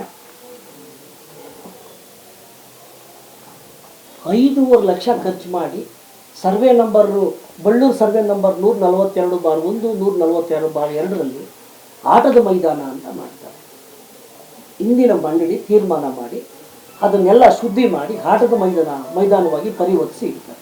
ಅದನ್ನು ಆ ಅಪ್ಪನ ಮೊದಲನೇ ಭ್ರಷ್ಟಾಚಾರ, ನಂಬರ್ 1 ಭ್ರಷ್ಟಾಚಾರ. ಯಾವುದೇ ಕಾನೂನುಬದ್ಧವಾಗಿ ಸಂಸ್ಥೆ ಉದ್ಧಾರಕ್ಕೆ, ಶಿಕ್ಷಣದ ಉದ್ಧಾರಕ್ಕೆ ಭೂ ಪರಿವರ್ತನೆ ಮಾಡದೆ, ಟೆಂಡರ್ ಕರೀದೆ, ಸರ್ಕಾರದ ಅನುಮತಿ ತಗೊಳ್ಳದೆ, ಮೂಲ ಗುತ್ತಿಗೆದಾರನಿಗೊಬ್ಬರಿಗೆ ಏಕಾಏಕಿ ರೆಗ್ಯುಲೇಷನ್ ಮಾಡ್ತಾರೆ. ನಾವು ಅದನ್ನು ಹೇಳುವವರು ಅದನ್ನು ಸಮರ್ಪಕವಾಗಿ ವಾದ ಮಾಡಿದಾಗ ಜನರಲ್ ಬಾಡಿಲಿ ಸರ್ಕಾರ ಗಮನಕ್ಕೆ ಇಟ್ಟು ರೆಗ್ಯುಲೇಷನ್ ಮಾಡಿರೋ ಕಾಪಿ ನಿಮಗೆ ಕೊಟ್ಟಿರೋ ದಾಖಲಾತಿ ಒಳಗಡೆ ಅಜೆಂಡಾ ಅವರೇ ಕೊಟ್ಟಿರೋ ಅಜೆಂಡಾ ಇದೆ. ತದನಂತರ ಏನು ಮಾಡ್ತಾರೆ, ನಿರ್ದೇಶನ ತಗೊಳ್ತಾರೆ, ಸರ್ಕಾರದ ಆದೇಶ ತಗೊಳ್ಳಲ್ಲ, ಆಗಕ್ಕೆ ಬರಲ್ಲ ಅಂತಾರೆ. ಇವತ್ತು 3ನೇ ವ್ಯಕ್ತಿ ಜಯಭಾರತಿ ದುಡ್ಡಲ್ಲಿ ಒಂದು ಇಂಡಸ್ಟ್ರೀಸ್ ಮಾಡಿ ಅವನು ಬದುಕ್ತಿದ್ದಾನೆ. ಮೂಲ ಗುತ್ತಿಗೆದಾರ ಆರವಳ್ಳಿ ದೇವೇಗೌಡ. ನಾನು ಗೋಪನಾಗೆ ಹೇಳ್ತೀನಿ, ಏನಿಲ್ಲ, ಈಗೆಲ್ಲ ಬೀದಿಗೆ ಬಂದಿದೆ. ಇಲ್ಲಿವರೆಗೂ ಆತನ ಸದಸ್ಯನಾಗಿರಲಿಲ್ಲ. ಈಗ ಆಂಜಿನಪ್ಪನ ಮುಖಂಡರು ಆತನೂ ಸದಸ್ಯರು ಮಾಡ್ಕೊಂಡಿದ್ದಾರೆ, ನಟರಾಜ ಆಂಜಿನಪ್ಪ. ನಾನು ಪದೇ ಆಂಜಿನಪ್ಪನ ಯಾಕೆ ಹೇಳ್ತೀನಿ ಅಂತ ಹೇಳಿದ್ರೆ, ನಟರಾಜ ಅನ್ನೋ ಗೋಮುಖ ವ್ಯಾಘ್ರನ ಹೊರಗಡೆ ಹಾಕಿ ವಿಶ್ವಾಸಕ್ಕೆ ತಗೊಂಡು ಎಲ್ಲರೂ ಒಂದು ದಾರಿಲಿ ತಗೊಂಡು ಹೋಗೋ ಯೋಗ್ಯತೆ, ಆ ಒಂದು ಲೆಕ್ಕಾಚಾರ, ಆ ಒಂದು ಮಹಾ ಒಳ್ಳೆ ಕೆಲಸ ಆತನಿಗಿತ್ತು, ಆತನ ಮಾಡಲಿಲ್ಲ. ಅದು ಮುಖ್ಯ ಆರೋಪ. ಮತ್ತೆ ಒಂದು ಕೃಷಿ ಪತ್ತಿನ ಸಹಕಾರ ಸಂಘದಿಂದ 5 ಲಕ್ಷ, ಒಂದ್ಸಾರಿ 50,000. ಇವತ್ತು ಕೃಷಿ ಪತ್ತಿನ ಸಹಕಾರ ಸಂಘದ ಒಂದು ನಿವ್ವಳ ಲಾಭ, ವಿಲೇವಾರಿ ಲಾಭ ದಾನ ಧರ್ಮ ಮಾಡಿದ್ರೆ ನಿರ್ಗತಿಕ ರೈತರಿಗೆ ಮಾಡಬೇಕು, ನಿರ್ಗತಿಕ ರೈತರ ಮಕ್ಕಳು ವಿದ್ಯಾಭ್ಯಾಸಕ್ಕೆ ಮಾಡಬೇಕು. ಈ ಸಂಸ್ಥೆಯಿಂದ ಆ ಸಂಸ್ಥೆಗೆ ಈ ಆಟದ ಮೈದಾನ ಪೂರ್ಣವಾಗಿಲ್ಲದೆ ಜೀರೋ ಮಾಡ್ತಾರೆ ಮಹಾಪುರುಷ. ಶೆಡ್ ಹಾಕಿದ್ದಾರೆ ಸಂಸ್ಥೆಗೆ, ಮಕ್ಕಳಿಗೆ ಆಟದ ಮೈದಾನ ಇಲ್ಲ. ಇದು ತಪ್ಪ ಸರಿನೋ ನೀವೇ ಚಿಂತೆ ಮಾಡಿ, ಅದಕ್ಕೆ ಸಂಬಂಧಪಟ್ಟಿದ್ದ ದಾಖಲಾತಿಗಳಿದೆ. ಭ್ರಷ್ಟಾಚಾರ ಅಂತ ಹೇಳಿದ್ರೆ ಇನ್ನೊಂದು, ಇವತ್ತು ಯಾಕೆ ಅಂದರೆ ನಾವು ಸಮಾಜದಲ್ಲಿ ಓಡಾಡ್ತಾ ಇರ್ತೀವಿ, ನಿಮ್ಮದೇ ಸರ್ಕಾರ ಇದೆ, ನೀವೇ ಇದ್ದೀರಾ, ಯಾಕಿಲ್ಲ ಅಂತ. ಅಲ್ಲಿ ಸದಸ್ಯತ್ವನ ಏನು ಮಾಡ್ತಾರೆ, ಸದಸ್ಯತ್ವ ತಪ್ಪು ದಾರಿಗೆ ತರ್ತಾರೆ. ಇನ್ನು ಮುಂದಕ್ಕೆ ಯಾರು ಸ್ಕೂಲಲ್ಲಿ ಓದಿರ್ತಾರೋ ಅವ್ರಿಗೆ ಸದಸ್ಯತ್ವ, ಅವ್ರ ಅಪ್ಪ ಅಮ್ಮನಿಗೆ ಸದಸ್ಯತ್ವ ಅಂತ ತರ್ತಾರೆ. ನಮ್ಮ ಜನ ಏನು ಅಂದ್ಕೋತಾರೆ, ಇಷ್ಟಕ್ಕೆ ನಾವೆಲ್ಲ ಇಲ್ಲೇನು ಅಂತ ಕೆಲವರು ಹೋಗಿ ಸದಸ್ಯತ್ವನೇ ಕಟ್ಟಲ್ಲ ನಮ್ಮವರು. ಎಲ್ಲಿವರೆಗೂ ಅವರಿದ್ದಾರೆ ಅವ್ರನ್ನ ಉಳಿಸ್ಕೊಂಡು ಅಲ್ಲಿಂದ ಈಚೆಗೆ ಅಮೆಂಡ್ಮೆಂಟ್ ಮಾಡ್ತಾನೆ ಮಹಾಪುರುಷ ನಟರಾಜ. ಅಂತೋ ಸೃಷ್ಟಿಕರ್ತ ಅವನು. ಅದಕ್ಕಿಂತ ತಪ್ಪು ಇನ್ನೇನು ಬೇಕು ಸ್ವಾಮಿ ಮಧ್ಯದವರಿಗೆ? ಅಷ್ಟು ಚೆನ್ನಾಗಿ ಜನಗಳನ್ನ ಕಣ್ಣು ಮುಂದೆ ಮೋಸ ಮಾಡುವಂಥ ಮಹಾಪುರುಷ ಅಂತ ಹೇಳಿದ್ರೆ ಸದ್ಯಕ್ಕೆ ನಮ್ಮ ಅತಿಬೆಲೆ ಸಮಾಜಕ್ಕೆ ಆತ್ಮೆ ಅಂತ ಅನ್ಕೋತೀವಿ ಸಂಸ್ಥೆಗೆ. ಆಂಜಪ್ಪನವ್ರು ಎಷ್ಟು ದುಡ್ಡು ಹೊಡೆದವ್ರೆ ಅಂತ ಬೇಕಾದ್ರೆ ಮುಖ್ಯವಾಗಿ ನೀವು ಹೇಳ್ತಾ ಇದ್ರೆ ಆರೋಪ ಅಲ್ಲ, ಆರೋಪ ಅಂದ್ರೆ ದುಡ್ಡು ಮಾಡವ್ರ, ಈಗ ಎಷ್ಟು ದುಡ್ಡು ಮಾಡವ್ರ, ಅಲ್ಲ ಮಕ್ಳ ಮಾಡವ್ರ, ಮಕ್ಕಳ ಹೆಸರು ಮಾಡ್ಕೊಳಕ್ ಅವ್ರ ಸೊತ್ತಲ್ಲ.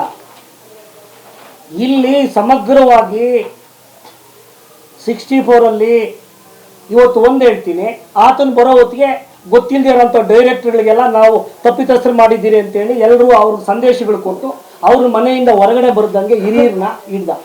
ಅವರು ನೋವುಗಳು ಇವ್ರಿಗೆ ತಗಲ್ಬೇಕು, ನಮಗೆ ತಗಲಲ್ಲ. ಜಯಭಾರತಿ ಕಣ್ಣಿದೆ, ದೇವ್ರ ಕಣ್ಣಿದೆ, ಕಾಣದೇ ಇರೋ ದೇವ್ರಿಗೆ ಇವ್ರಿಗೆ ತಗಲುತ್ತೆ. ನಮ್ಮನ್ನು ವಿಭಾಗ ಮಾಡಿ 29 ವರ್ಷ ಗುತ್ತಿಗೆಗೆ ಯಾರಾದರೂ ಸಂಸತ್ ಕೊಡ್ತಾರಾ? ಇದು ಬ್ಲ್ಯಾಕ್ ಆ್ಯಂಡ್ ವೈಟು. ಇವತ್ತು ನಾನು ಆ ಪೇಪರಲ್ಲಿ ಕೊಟ್ಟಿದ್ದೀನಿ. ಬಹಿರಂಗವಾಗಿ ಟೆಂಡರಲ್ಲಿ ಕೊಟ್ಟರೆ 1 ಎಕರೆಗೆ 1 ಲಕ್ಷ ಕೊಡ್ತಾರೆ. 40,000ಕ್ಕೆ 1 ಎಕರೆ ಕೊಟ್ಟಿದ್ದಾರೆ. 29 ವರ್ಷಕ್ಕೆ ಸಹಕಾರಿ ಕಾಯ್ದೆ ಕಾನೂನಲ್ಲಿ ಇಲ್ಲ. 29 ವರ್ಷ ಯಾಕೆ ಕೊಟ್ಟರು? ಸ್ಕೂಲ್ ಮಕ್ಕಳು ಫೀಲ್ಡ್ ಇದ್ದಂಗೆ ಯಾಕೆ ಮಾಡಿದ್ರು? ಅದ್ರಲ್ಲಿ ಒಳಗಡೆ ಸ್ಕ್ಯಾಮ್ ಎಷ್ಟಿದೆ? ದೇವೇಗೌಡರು ಕೊಟ್ಟಿದ್ದಾರೆ, ದೇವೇಗೌಡರು ಇನ್ನೊಬ್ರು ಕೊಟ್ಟಿದ್ದಾರೆ ಇಂಡಸ್ಟ್ರಿಗೆ. ಎಷ್ಟು ಲಕ್ಷಗಳು ಸ್ಕ್ವೇರ್ ಫೀಟ್ ಬರ್ತಾ ಇದೆ? ಆ ಇನ್ವೆಸ್ಟ್ಮೆಂಟ್ ದೇವೇಗೌಡರೇ ಯಾಕೆ ಮಾಡಬೇಕಾಗಿತ್ತು? ಯಾಕೆ ಆಂಜನಪ್ಪ ಅದನ್ನು ಮಾಡಿಸ್ಬೇಕಾಗಿತ್ತು? ಸ್ಪಷ್ಟವಾಗಿ ಅವರು ಸಂಸ್ಥೆಯ ಹೆಸರನ್ನು ಅವ್ರು ದುರುಪಯೋಗ ಮಾಡ್ಕೊಂಡಿದ್ದಾರೆ ಅಂತ ಹೇಳಿಲ್ಲ. ಸಂಸ್ಥೆ ಒಳಗಡೆ ಗದ್ದಿಗೆ ಮಾಡ್ಕೊಂಡು ಮೆಂಬರ್ಶಿಪ್ ರಿಸರ್ವ್ ಮಾಡ್ಕೊಂಡು ಎಲ್ಲ ಸಮಾಜಕ್ಕೆ ತಪ್ಪು ಮಾಹಿತಿಗಳು ಕೊಡ್ತಾ ನಮ್ಮನ್ನ ಕೆಟ್ಟ ಜನಗಳು ಅಂತ ಮಾಡಿ ಬಿಂಬಿಸ್ಕೊಂಡು ಹೋಗ್ತಾ ಇರೋದಕ್ಕೆ ಆತನು ಲೋಕಾಯುಕ್ತದಲ್ಲಿ ಕೇಸ್ ಇದೆ, ಅದನ್ನು ಮೆನ್ಷನ್ ಮಾಡಲಿಲ್ಲ. ನಾನು ನಿಮ್ಗೆ ಕೊಟ್ಟಿರೋ ದಾಖಲಾತಿ ಒಳಗಡೆ ಇವತ್ತು ಏನಾಗ್ತದೆ, ಆತನು ಆಗಸ್ಟ್ 10ನೇ ತಾರೀಕು 5 ವರ್ಷಗಳ ಕಾಲ ಅನರ್ಹ ಆಗ್ತಾನೆ. 5 ವರ್ಷಗಳ ಕಾಲ ಅನರ್ಹ ಆಗ್ತಾನೆ. ಅನರ್ಹ ಆದ್ಮೇಲೆ ಸೆಪ್ಟೆಂಬರ್ 15ನೇ ತಾರೀಕಿಗೆ ಅವ್ರ ಅವಧಿ ಮುಗೀತದೆ, 5 ವರ್ಷದ ಅವಧಿ. ಅದ್ರ ಒಳಗಡೆ ಡಿಪಾರ್ಟ್ಮೆಂಟ್ ಮೇಲ್ಮನವಿಗೆ ಹೋಗ್ತಾರೆ, DRO ನ್ಯಾಯಾಲಯದಲ್ಲಿ, ಉಪನಿಬಂಧಕರ ನ್ಯಾಯಾಲಯದಲ್ಲಿ. ಅವರು ನಿಮಗೆ ಮಧ್ಯಂತರ ಆದೇಶ ಮಾಡೋದಕ್ಕೆ ನೀವು ಅರ್ಹರಲ್ಲ, ಸಂಸ್ಥೆಗೆ ನೀವು ಮೋಸ ಮಾಡಿದ್ದೀರಾ ಅಂತೇಳಿ ಅವ್ರು ವಜಾ ಮಾಡ್ತಾರೆ. ಹೈಕೋರ್ಟಲ್ಲಿ ಹೋಗಿ ದಿನಾಂಕ 28ನೇ ತಾರೀಕು, ಆಗಸ್ಟ್ 28ನೇ ತಾರೀಕು ಆದೇಶ ಆಗ್ತದೆ. 29ನೇ ತಾರೀಕು ಮತ್ತೆ ನಾನು ಕಾರ್ಯಕಾರಿ ಮಂಡಳಿ ಜೀವಂತವಾಗಿದ್ದೀನಿ ಅಂತ ತೋರಿಸ್ಕೊತಾನೆ. ಕೋರ್ಟ್ ಕಾಪಿ, ಸ್ಟೇ ಕಾಪಿ ನಿಮ್ಮ ಹತ್ರ ಇಟ್ಟಿದ್ದೀನಿ. ಅದು ಒಂದು ಸುಮೋಟೋ ಕೇಸ್ ಆಗಿರೋದ್ರಿಂದ ಸರ್ಕಾರನೇ ಅದನ್ನ ಪ್ಯಾರಾವೈಸ್ ರಿಮಾರ್ಕ್ಸ್ ಕೊಟ್ಟು ಅವ್ರ ಕೇಸ್ನ ಮುಂದುವರಿಸಬೇಕು. ನಾವು ಇಂಪ್ಲೀಡ್ ಆಗ್ತೀವಿ.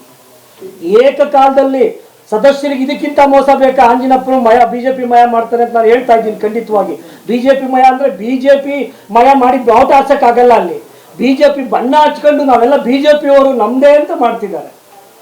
ಅದನ್ನ ನಾನು ಹೇಳ್ತೀನಿ. ಕೋರ್ಟಲ್ಲಿ ಅವ್ರ ಪರವಾಗಿ ಹೇಗಿದೆ ಸರ್? ಮತ್ತೆ ಈಗ ಕೋರ್ಟಲ್ಲಿ ಅವ್ರ ಪರ ಹೇಳ್ತೀನಿ. ಇವತ್ತು ಹೈಕೋರ್ಟ್ ಕೇಸ್ ಕಾಪಿ ತಗೊಂಡಿದ್ದೀನಿ. ಸ್ಟೇ ತಂದು 29ನೇ ತಾರೀಕು ಮತ್ತೆ ಅಧಿಕಾರಕ್ಕೆ ಬರ್ತಾನೆ. 15 ದಿವಸಕ್ಕೆ ಮುಂಚಿತವಾಗಿ ಚುನಾವಣೆ ಮಾಡಬೇಕಾಗ್ತದೆ. 30ನೇ ತಾರೀಕು ಮತದಾರರ ಪಟ್ಟಿ ಪರಿಷ್ಕರಣೆ ಮಾಡ್ತಾರೆ ಸೆಕ್ರೆಟರಿ ಅಧಿಕಾರಿಗಳ ಸಮೂಹದಲ್ಲಿ. ಅದಕ್ಕೆ ಮೊದಲು ಅವ್ರಿಗೆ ಬೇಕಾಗಿದ್ದ ROನ ಹಾಕೊಳ್ತಾರೆ, ರಿಟರ್ನಿಂಗ್ ಆಫೀಸರ್ನ. ಅದು ಮೊದಲೇ 6 ತಿಂಗಳ ಮೊದಲು ಅಪಾಯಿಂಟ್ಮೆಂಟ್ ಮಾಡಿರ್ತಾರೆ ಜಿಲ್ಲಾ ಚುನಾವಣಾಧಿಕಾರಿಗಳು. ಅವ್ರಿಗೆ ಹಕ್ಕಿರುತ್ತೆ. 31ನೇ ತಾರೀಕು ಕ್ಯಾಲೆಂಡರ್ ಚುನಾವಣಾ ಪ್ರಕ್ರಿಯೆ ಪ್ರಾರಂಭ ಮಾಡಿಬಿಡ್ತಾರೆ. ಇದು ನಮಗೆ ಗೊತ್ತಿಲ್ಲ, ಇದು ಸೂಪರ್ ಸೆಟ್ ಆಗಿದೆ, ಕಾನೂನುಬದ್ಧವಾಗಿದೆ ಅಂತ ನಾವು ತಿಳ್ಕೊಂಡಿರ್ತೀವಿ. ಇಲ್ಲಿ ಏನಾಗ್ತದೆ, RO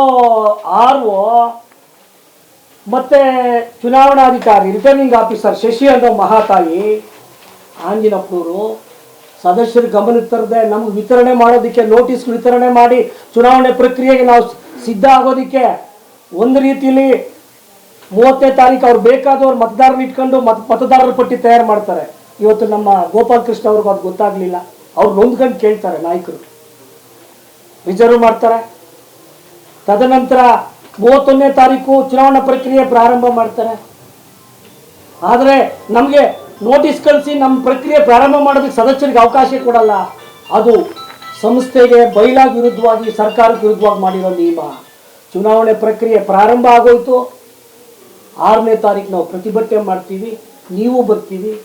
ಅಲ್ಲಿಗೆ 30 ಜನ ಉದ್ದೇಶಪೂರ್ವಕವಾಗಿ ಚುನಾವಣಾಧಿಕಾರಿ ಆಂಜಿನಪ್ಪನ ತಂಡ ನಾಮಿನೇಷನ್ ಆಗಿರುತ್ತೆ. ಅದ್ರಲ್ಲಿ ನಾನು ಆಫೀಸ್ ಹತ್ರ ಇದ್ದೀನಿ. ಆ ಅಮ್ಮ ಹೇಳ್ತಾಳೆ, ಮಾರಪ್ಪನವರೇ ನಿಮ್ಮವ್ರನ್ನ ಒಂದಷ್ಟು ಜನ ಹಾಕ್ಸಿ ಅಂತ. ಎಷ್ಟು ಚೆನ್ನಾಗಿ ಅಧಿಕಾರಿಗಳಿಗೆ ದುಡ್ಡಿದ್ರೆ ಏನು ಬೇಕಾದರೂ ಮಾಡ್ಬೋದು ಅನ್ನೋ ಒಂದು ಕಾನ್ಸೆಪ್ಟ್ ಇಟ್ಕೊಂಡು ಆಂಜಿನಪ್ಪ ನಡೀತಿದ್ದಾನೆ. ತದನಂತರ ಚುನಾವಣೆ ಮುಂದೂಡಿಕೆ ಆಗ್ತದೆ. ಚುನಾವಣೆ ಮುಂದೂಡಿಸ್ತಾರೆ ಸರ್ಕಾರ, ಇದು ಅನ್ಯಾಯ ಆಗಿದೆ ಅಂತ. ಆದರೆ ಇವತ್ತು ಮಾನ್ಯ ಉಚ್ಚ ನ್ಯಾಯಾಲಯದ ತೀರ್ಪನ್ನು ನಾವು ಶಿರಸಾವಹಿಸಿ ಸ್ವೀಕರಿಸಿದ್ದೀವಿ. ಸೆಪ್ಟೆಂಬರ್ 11ರಿಂದ ಡಿಸೆಂಬರ್ 5ನೇ ತಾರೀಕುವರೆಗೂ ಹಂತವಾಗಿ ವಿಚಾರಣೆಗಳಾಗಿ ಇಡೀ ದೇಶ, ಇಡೀ ಕರ್ನಾಟಕ ಈ ಸಹಕಾರಿ ಕ್ಷೇತ್ರದಲ್ಲಿ ಎದುರು ನೋಡ್ತಾ ಇದೆ ಈ ತೀರ್ಪಿಗೆ ಏನಾಗುತ್ತೆ ಅಂತ. 13D ಆಕ್ಟ್ ಪ್ರಕಾರ 6 ತಿಂಗಳ ಕಾಲ ಕಾರ್ಯದರ್ಶಿ ಆದಂಥವನು ಆ ಕಾರ್ಯಕಾರಿ ಮಂಡಳಿ 6 ತಿಂಗಳಿಗೆ ಮುಂಚಿತವಾಗಿ, ಅವಧಿ ಮುಗಿಯೋದಕ್ಕೆ ಮುಂಚಿತವಾಗಿ ಅರ್ಹರಿಗೆ ಅನರ್ಹರಿಗೆ ನೋಟಿಸ್ ಕೊಟ್ಟು ವ್ಯವಸ್ಥೆ ಮಾಡಬೇಕಾಗಿತ್ತು. ಆ ಅವಕಾಶ ಸಿಗುತ್ತೆ ಅಂತೇಳಿ ನಾವು ಕೋರ್ಟ್ ಮೊರೆ ಹೋದ್ವಿ. ನಮ್ಮೆಲ್ಲ ಹಿರಿಯರು ಒಗ್ಗೂಡಿದ್ವಿ. ಆ ಸಂಸ್ಥೆ ಪರವಾಗಿ ನಿಮ್ಮನ್ನೆಲ್ಲ ಕರೆಸಿ ಪ್ರತಿಭಟನೆ ಮಾಡಿದ್ವಿ. ಆದರೆ ಇವತ್ತು ಕೋರ್ಟಿನ ವಿಶ್ವಾಸ ನಾವು ಪಡೆದಿದ್ದೀವಿ. ಇವತ್ತು ನಮ್ಮ ಸದಸ್ಯರಾಗಿ ನಾವು ಹೊರಗಡೆ ಎಲ್ಲ ಅವ್ರಿಗೆ ಬಿಟ್ಟು ನಾವು ಬರೋದಕ್ಕೆ ನಾವೇನು ರಣಹೇಡಿಗಳಲ್ಲ. ಇವತ್ತು ಒಂದು ಕೆಲಸ ಮಾಡ್ತೀವಿ. 64 ಆದೇಶದಲ್ಲಿ ಸೆಕ್ರೆಟರಿನ ಫಸ್ಟ್ ಅನರ್ಹ ಮಾಡಬೇಕು ಅಂತೇಳಿ ಡಿಸೆಂಬರ್ 8ನೇ ತಾರೀಕು ಸೆಕ್ರೆಟರಿ ಅಡ್ಮಿನಿಸ್ಟ್ರೇಟರ್ ಕಡೆಯಿಂದ ಅನರ್ಹ ಆಗ್ತಾನೆ. ಕಾನೂನುಬದ್ಧವಾಗಿ ಅವನು ಹೊರಗಡೆ ಹೋಗ್ತಾನೆ. ಇಲ್ಲಿವರೆಗೂ ಪ್ರಭಾರ ಕೊಡೋದಿಕ್ಕೆ ಆಗಲಿಲ್ಲ. ಇಲ್ಲಿ ಅಡ್ಮಿನಿಸ್ಟ್ರೇಟ್ರು, ನಮ್ಮ AR, ಚುನಾವಣಾಧಿಕಾರಿ, ಇವರು 3 ಜನ ಅಮಾನತ್ ಸೆಕ್ರೆಟರಿ ಜೊತೆ ಸಭೆಗಳನ್ನು ನಡೆಸ್ಕೊಂಡು ಗುಪ್ತವಾಗಿ ಸರ್ಕಾರಕ್ಕೆ ಮೋಸ ಮಾಡಿ, ಸದಸ್ಯರಿಗೆ ಮೋಸ ಮಾಡಿ, ಬೈಲಾಗ್ ಮೋಸ ಮಾಡಿ ಇವತ್ತು ದುಂದು ವೆಚ್ಚಗಳು ಲಕ್ಷಾಂತರ ರೂಪಾಯಿ ವೆಚ್ಚ ಮಾಡ್ತಿದ್ದಾರೆ. ಇವತ್ತು ನಮ್ಮ ಬ್ಲಾಕ್ ಅಧ್ಯಕ್ಷರು, ಟೌನ್ ಅಧ್ಯಕ್ಷರು ಗಮನಕ್ಕೆ ತಂದಾಗ ಇಲ್ಲ ನಮ್ಮ ಹಕ್ಕುಗಳನ್ನು ನಾವು ಏನು ಅಂತ ಸಂಸ್ಥೆಗೆ ತೋರಿಸ್ಬೇಕು, ಅವರ ಅನ್ಯಾಯಗಳನ್ನು ನಾವು ಎತ್ತಿಡಿಬೇಕು ಅನ್ನೋ ಒಂದು ಉದ್ದೇಶಕ್ಕೆ ಆ ನೈಜ ಘಟನೆ ಇವತ್ತು ನಾವು ಸಂಕ್ಷಿಪ್ತ ವರದಿನ ನಿಮಗೆ ಕೊಡೋದ್ರ ಮುಖಾಂತರ, ಎಲ್ಲ ಸದಸ್ಯರು ಕೊಡೋದ್ರ ಮುಖಾಂತರ ನಾವೇನು ಹೇಳ್ತಾ ಇದ್ದೀವಿ, ತಮ್ಮ ಹಿತೈಷಿ ಸದಸ್ಯರು ಎಚ್ಚೆತ್ಕೋಬೇಕು, ಸಂಸ್ಥೆ ಉಳಿಸ್ಬೇಕು ಅಂತ. ಇಷ್ಟು ಎಲ್ಲ ಉದ್ದೇಶ ಇದ್ದು ಇವತ್ತು ಇಷ್ಟು ಪಾರದರ್ಶಕವಾಗಿ 5 ವರ್ಷ ಆಡಳಿತನ ಆಂಜಿನಪ್ಪ ಸರಿಯಾಗಿ ಮಾಡ್ಕೊಂಡು ಬಂದಿದ್ರೆ ಇವತ್ತು ಏನು ಮಾಡಿದ್ದಾರೆ, ನಾವು ಜನರಲ್ ಬಾಡಿಗೆ ಹೋಗ್ಲಿಲ್ಲ, ಸಂಸ್ಥೆಯಿಂದ ನಮ್ಮನ್ನು ಅನರ್ಹ ಮಾಡಿದ್ದಾರೆ, ಮತದಾರರ ಪಟ್ಟಿ ಇಲ್ಲ ಅಂತೇಳಿ 110 ಜನನ ಉದ್ದೇಶಪೂರ್ವಕವಾಗಿ ಹೈಕೋರ್ಟಲ್ಲಿ ಪ್ಲ್ಯಾಂಡ್ ಆಗಿ ಗೆಲ್ಲೋದಿಕ್ಕೆ ಅವರು BJP ತಂಡದವರು ಅವ್ರು ಯಾರ್ಯಾರು ಬೇಕೋ ಅವ್ರ ಸದಸ್ಯರಿಗೆ ಸಹಿ ಹಾಕಿಸಿ ಕೋರ್ಟಲ್ಲಿ ಕಿಮ್ಮತ್ ಕಟ್ಟಿ ಇವತ್ತು 883 ವೋಟರ್ಸ್ ಜೊತೆಗೆ 110 ಜನ ವೋಟರ್ಸ್ನ ಇದು ತುಂಬ ಗೌಪ್ಯವಾಗಿತ್ತು. ನಮಗೇನು ಭಯ ಇಲ್ಲ. ಅವ್ರ ಕಮಿಟಿ ಸಿಂಧು ಆಗುತ್ತೋ ಕಾನೂನಿದೆ. ನಮಗೆ ಈ ಹೋರಾಟಕ್ಕೆ ನಾವು ಅಧಿಕಾರಕ್ಕೋಸ್ಕರ ಹೋರಾಟ ಮಾಡ್ತಿಲ್ಲ, ಸಂಸ್ಥೆ ಉಳಿವಿಗಾಗಿ ಹೋರಾಟ ಮಾಡ್ತಿದ್ದೀವಿ. ಇವತ್ತು ಸರ್ಕಾರದ ಅನುದಾನಿತ ಶಾಲೆ ಒಳಗಡೆ ಒಬ್ಬ ಅಮ್ಮ ಏಡೆಡ್ ಸ್ಕೂಲ್ ಟೀಚರ್ ಸತ್ಯಪ್ರಭಾ ಅಂತ ಇದ್ದಾಳೆ. ಇವತ್ತು ಸರ್ಕಾರದಿಂದ ಸಿಗೋಂಥ ಸವಲತ್ತುಗಳು ಆ ಮಕ್ಕಳಿಗೆ ಸಿಗ್ತಾ ಇಲ್ಲ. ಎಲ್ಲೋ ಒಂದು ಕಡೆ ಮೇಲೆ ಕೂರ್ಸ್ಕೊಂಡು ಪಾಠ ಮಾಡ್ತಿದ್ದಾರೆ. ಇವತ್ತು ಇವರು ದುಡ್ಡು ಮಾಡೋದಕ್ಕೆ ಇವ್ರದೇ ಸಿಬ್ಬಂದಿ ಕೈಗೊಬ್ಬ ಕಾಲ್ಗೊಬ್ಬರು ಇಟ್ಕೊಂಡು ಹೆಣ್ಮಕ್ಳನ್ನೆಲ್ಲ ಇಟ್ಕೊಂಡು ಇವತ್ತು ಕೋಟ್ಯಾಂತರ ರೂಪಾಯಿ, ಅದು ತನಿಖೆಯಲ್ಲಿದೆ, 64 ತನಿಖೆಯಲ್ಲಿ ಕತೆ ಜಾಸ್ತಿ ಇದೆ. ಇವತ್ತು ಅನುದಾನಿತ ಸಂಸ್ಥೆಯನ್ನು ಹಾಳು ಮಾಡಿ ಇವತ್ತು ಏನು ಅಂತಂದರೆ ಕೋಟ್ಯಾಂತರ ರೂಪಾಯಿ ಇವತ್ತು ಆನ್ಲೈನ್ ಮಾಡಲಿಲ್ಲ, ಒಂದು ಸಾಫ್ಟ್ವೇರ್ ಫಿಕ್ಸ್ ಮಾಡಲಿಲ್ಲ. ಸೆಕ್ರೆಟರಿಗೆ ಬುದ್ಧಿ ಇಲ್ಲ ಅಂದರೆ ಆಂಜಿನಪ್ಪನವ್ರಿಗೆ ಬುದ್ಧಿ ಇರಲ್ವಾ? ನಾವು ಆಂಜಿನಪ್ಪನ ಮೇಲೆ ಆರೋಪ ಮಾಡಬೇಕು, ಸೆಕ್ರೆಟರಿ ಮೇಲೆ ಆರೋಪ ಮಾಡಬೇಕು. ಉಳಿದಂಥ ಎಲ್ಲ ಹಿರಿಯರಿಗೆ ಕೆಟ್ಟ ಅಭಿಪ್ರಾಯ ಮೂಡಿಸಿ ಇಡೀ ಸಮಾಜನ ಕುಲುಷಿತ ಮಾಡಿ ಹೊರಗಡೆ ಕೂರಿಸ್ಬಿಟ್ಟು ಇವತ್ತು ಊರೂರು BJP ತಂಡ 100-200 ಜನ ಓಟ್ ಕೇಳ್ತಾ ಇದ್ದೀರಿ, ಅವ್ರದೇ ಸರ್ಕಾರ, ಕಾಂಗ್ರೆಸ್ ತಾಕತ್ತಿಲ್ಲ ಅಂತ ನಗಿದ್ಬಿಟ್ರೆ ಅದು ಗಂಡಸ್ತನ ಅಲ್ಲ ಸರ್. ನಮ್ಮದು ನಿಜವಾದ ಗಂಡಸ್ತನ ಸೆಕ್ರೆಟರಿ ಹೊರಗಡೆ ಹಾಕಿದ್ವಿ ಕಾನೂನುಬದ್ಧವಾಗಿ. ನಮ್ಮ ಸರ್ಕಾರ ಕೆಲಸ ಮಾಡ್ತಾ ಇದೆ ನೋಡಿ. ನಮ್ಮ ಟೌನ್ ಅಧ್ಯಕ್ಷರು ಪಾರದರ್ಶಕವಾಗಿದ್ದಾರೆ, ನಮ್ಮ ಬ್ಲಾಕ್ ಅಧ್ಯಕ್ಷರು ಪಾರದರ್ಶಕವಾಗಿದ್ದಾರೆ, ನಮ್ಮ MLA ಈ ವಿಷಯದಲ್ಲಿ ಪಾರದರ್ಶಕವಾಗಿದ್ದಾರೆ, ನಮ್ಮ MP ಈ ವಿಷಯದಲ್ಲಿ ಪಾರದರ್ಶಕವಾಗಿದ್ದಾರೆ.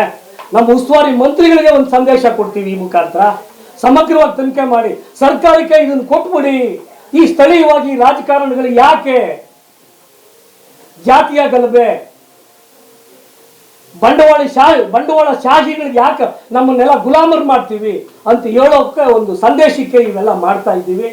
ಇವತ್ತು ಈ ಮುಖೇನ ಇದು ಸತ್ಯ ಕತೆ. ನಮ್ಮ ಕೋಆಪರೇಟಿವ್ ಮಿನಿಸ್ಟರ್ ರಾಜಣ್ಣ ಅವರು ಹೇಳ್ತಾರೆ, ತಾಲೂಕಲ್ಲಿ ಇಂಥ ಕೆಟ್ಟ ಹುಳುಗಳನ್ನ ಒಬ್ಬೊಬ್ಬರನ್ನ ಸುದ್ದಿ ಮಾಡ್ತಾರೆ, ಇಡೀ ಸ್ಟೇಟಲ್ಲಿ ಇವತ್ತು ಸಹಕಾರಿ ಕ್ಷೇತ್ರದಲ್ಲಿ ಬಡಬಗ್ಗರಿಗೆ ಮಾನ್ಯತೆ ಕೊಡ್ಬೋದು, ಬದುಕಕ್ಕೆ ದಾರಿ ಮಾಡ್ಬೋದು ಅನ್ನೋ ಸಂದೇಶ ನಮ್ಮ ಸಹಕಾರಿ ಮಂತ್ರಿಗಳಲ್ಲಿದೆ.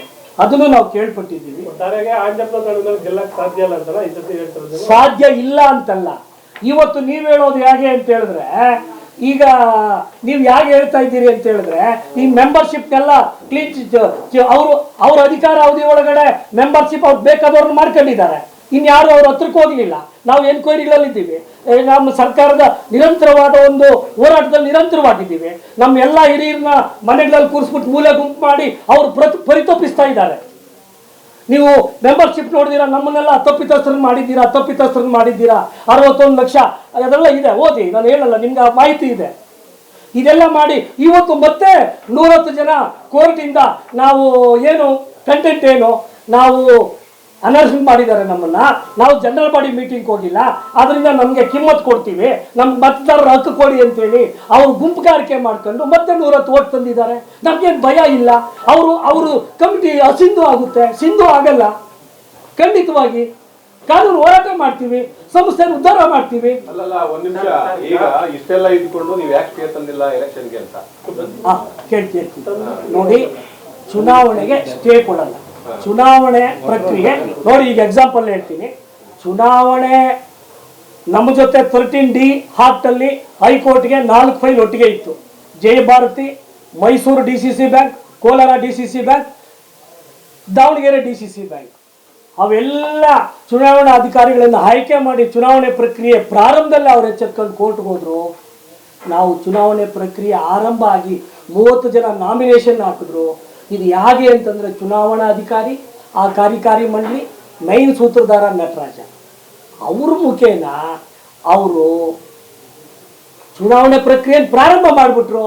ಪ್ರಾರಂಭ ಮಾಡಿರೋದ್ರಿಂದ ಇಡೀ ದೇಶ ನೋಡ್ತಿತ್ತು, ಇಡೀ ರಾಜ್ಯ ನೋಡ್ತಿತ್ತು. ಇವತ್ತು ಅದೇನಾದರೂ ಆಗಲಿ 883 ಓಟ್ನೇ ಸಿಂಧು ಮಾಡಿದ್ರು.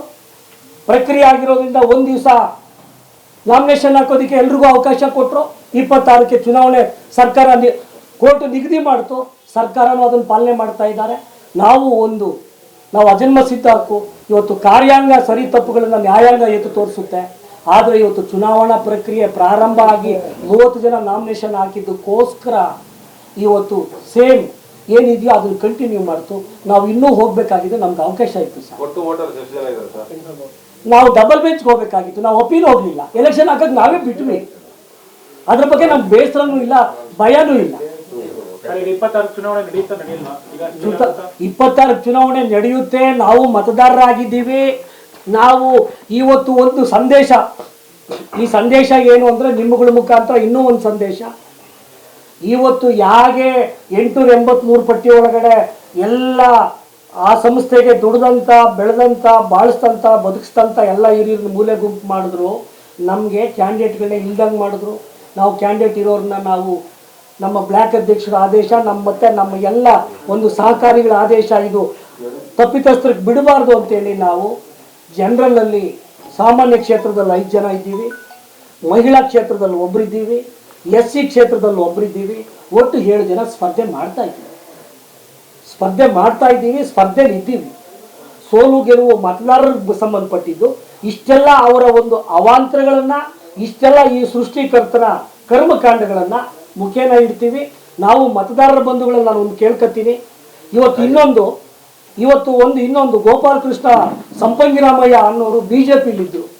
ಮಂಚನಹಳ್ಳಿ ಜಿಲ್ಲಾ ಪಂಚಾಯತಿ ಮಾಜಿ ಸದಸ್ಯರು ಸಂಪಂಗಿರಾಮಯ್ಯನವರು ಸಂಸ್ಥೆ ಉದ್ಧಾರಕ್ಕೆ ಪಕ್ಷ ಬಿಟ್ಟು ಸಂಸ್ಥೆ ಉದ್ಧಾರ ಮಾಡೋಕ್ಕೆ ತಂದು ಅವರು ಅಧ್ಯಕ್ಷರಾಗಿ ಕಾರ್ಯನಿರ್ವಹಣೆ ಮಾಡಿದ್ದು ಅದ್ಭುತ. ನಮ್ಮ ಅಧ್ಯಕ್ಷರು ಟೌನ್ ಅಧ್ಯಕ್ಷರು ಶ್ಲಾಘಿಸ್ತಿದ್ರು. ನಾಮಿನೇಷನ್ ನಾವೆಲ್ಲರೂ ಹಾಕುವಾಗ ಅವರು ಹಾಕಿದ್ರು, ನಾನು ಸೆಕೆಂಡ್ ಕೊಟ್ಟೆ. ನಾನು ಯಾವ ಪಕ್ಷದ ಬೆಂಬಲಿತನಲ್ಲ, ನಾನು ಇಂಡಿಪೆಂಡೆಂಟು, ಪಕ್ಷ ನಾನು ಯಾರು ಬೆಂಬಲ ಇಲ್ಲದೆ ನಾನು ನಿಂತಿದ್ದೀನಿ. ರಾಜಕೀಯ ಬೇಡ, ಸಹಕಾರಿ ಕ್ಷೇತ್ರದಲ್ಲಿ ಉದ್ಧಾರ ಮಾಡಕ್ಕೆ ಬರ್ತೀನಿ, ಆದರೆ ಇಲ್ಲಿ ಮತ ಕೊಟ್ಟರೆ ನಾನು ಮಾಡ್ತೀನಿ, ಇಲ್ಲ ಅಂದರೆ ನಾನು ಮನೆಗೆ ಹೋಗ್ತೀನಿ. ಅವರ BJP ಭಿನ್ನಮತ ಇರೋಂಥ ವ್ಯಕ್ತಿಗಳೇ ಇವತ್ತು ಭಿನ್ನವಾಗಿ ನಿಂತಿದ್ದಾರೆ. NMR ಮಂಜುನಾಥ್ ರೆಡ್ಡಿ ನಾನು ಸ್ವತಂತ್ರ ಅಭ್ಯರ್ಥಿ ಅಂತ ಹೇಳ್ತಾನೆ, ಸಂಪಂಗಿರಾಮಯ್ಯ ಸ್ವತಂತ್ರ ಅಭ್ಯರ್ಥಿ ಅಂತ ಹೇಳ್ತಾ ಇದ್ದಾರೆ. ಅವ್ರ ಬಣ್ಣ ಅವರೇ ಬೀದಿಗೆ ಇಟ್ಕೊಳ್ತಾ ಇದ್ದಾರೆ. ನಮಗೇನು ಅಂತ ಹೇಳಿದ್ರೆ ನಮ್ಮ ಮತದಾನದ ಹಕ್ಕನ್ನು, ನಾವು ಅಭ್ಯರ್ಥಿ ಆಗೋ ಸ್ಥಾನಮಾನ ಇರೋ ಹಕ್ಕನ್ನು ಇಂಥವ್ರಿಗೆ ಕೇಳ್ದೇನೆ ಬಿಟ್ಟರೆ ಆ ಸಂಸ್ಥೆನ ಬೇರೆಯವ್ರಿಗೆ ಇವತ್ತು 29 ವರ್ಷಕ್ಕೆ ಲೀಸ್ ಕೊಟ್ಟಿದ್ದಾರೆ.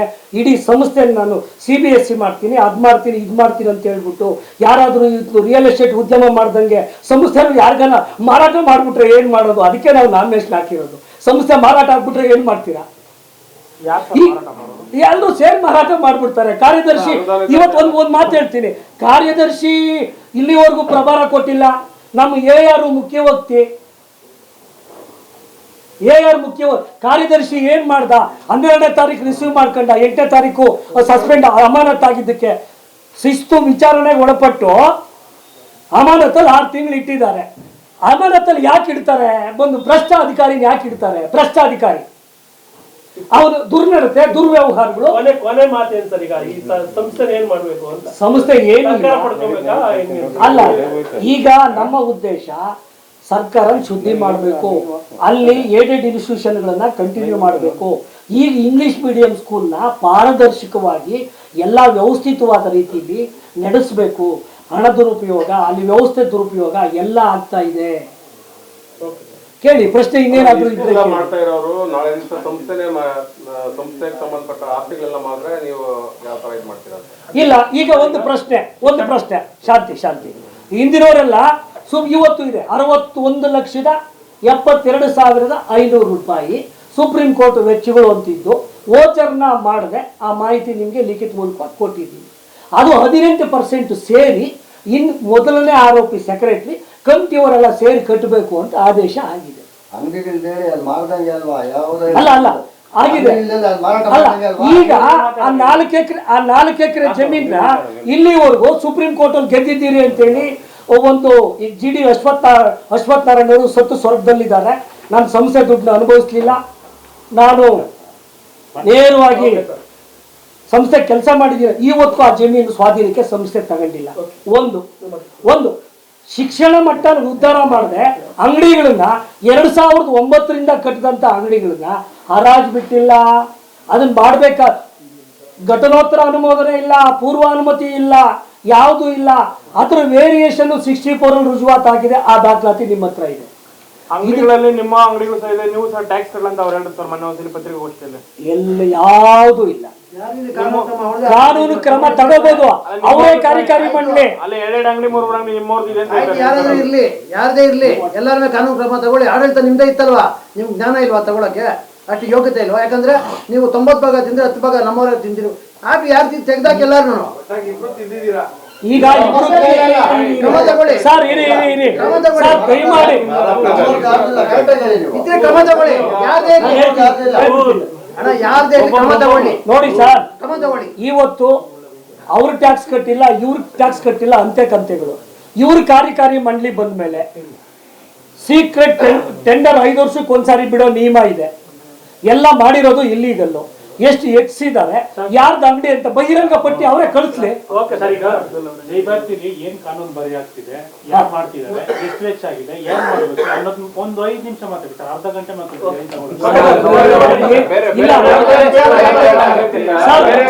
ಮಾಹಿತಿ ಬುಕ್ಕಲ್ಲಿದೆ, ಅಂಗಡಿಗಳ ದುರುಪಯೋಗ ಆಗಿದೆ, ಅಂಗಡಿಗಳ ದುರುಪಯೋಗ, ಸುಪ್ರೀಂ ಕೋರ್ಟ್ ವೆಚ್ಚಗಳು ದುರುಪಯೋಗ ಎಲ್ಲ ಸಮಗ್ರವಾಗಿದೆ. ಅಂಗಡಿಗಳಲ್ಲಿ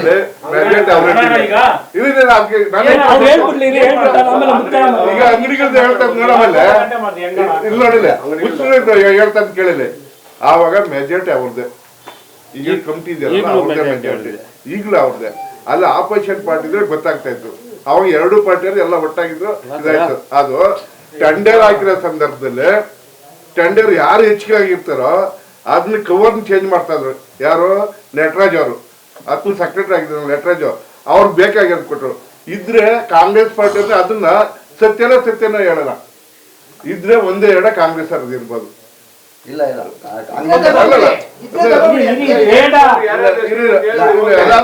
ನಮ್ಗೆ ಅದ್ರ ಮಾಹಿತಿ ಗೊತ್ತಿಲ್ಲ, ಬಹಿರಂಗವಾಗಿ ಪಟ್ಟಿ ಅವ್ರು ಕೊಟ್ಟಿಲ್ಲ. ಅಂಗಡಿ ಬಗ್ಗೆ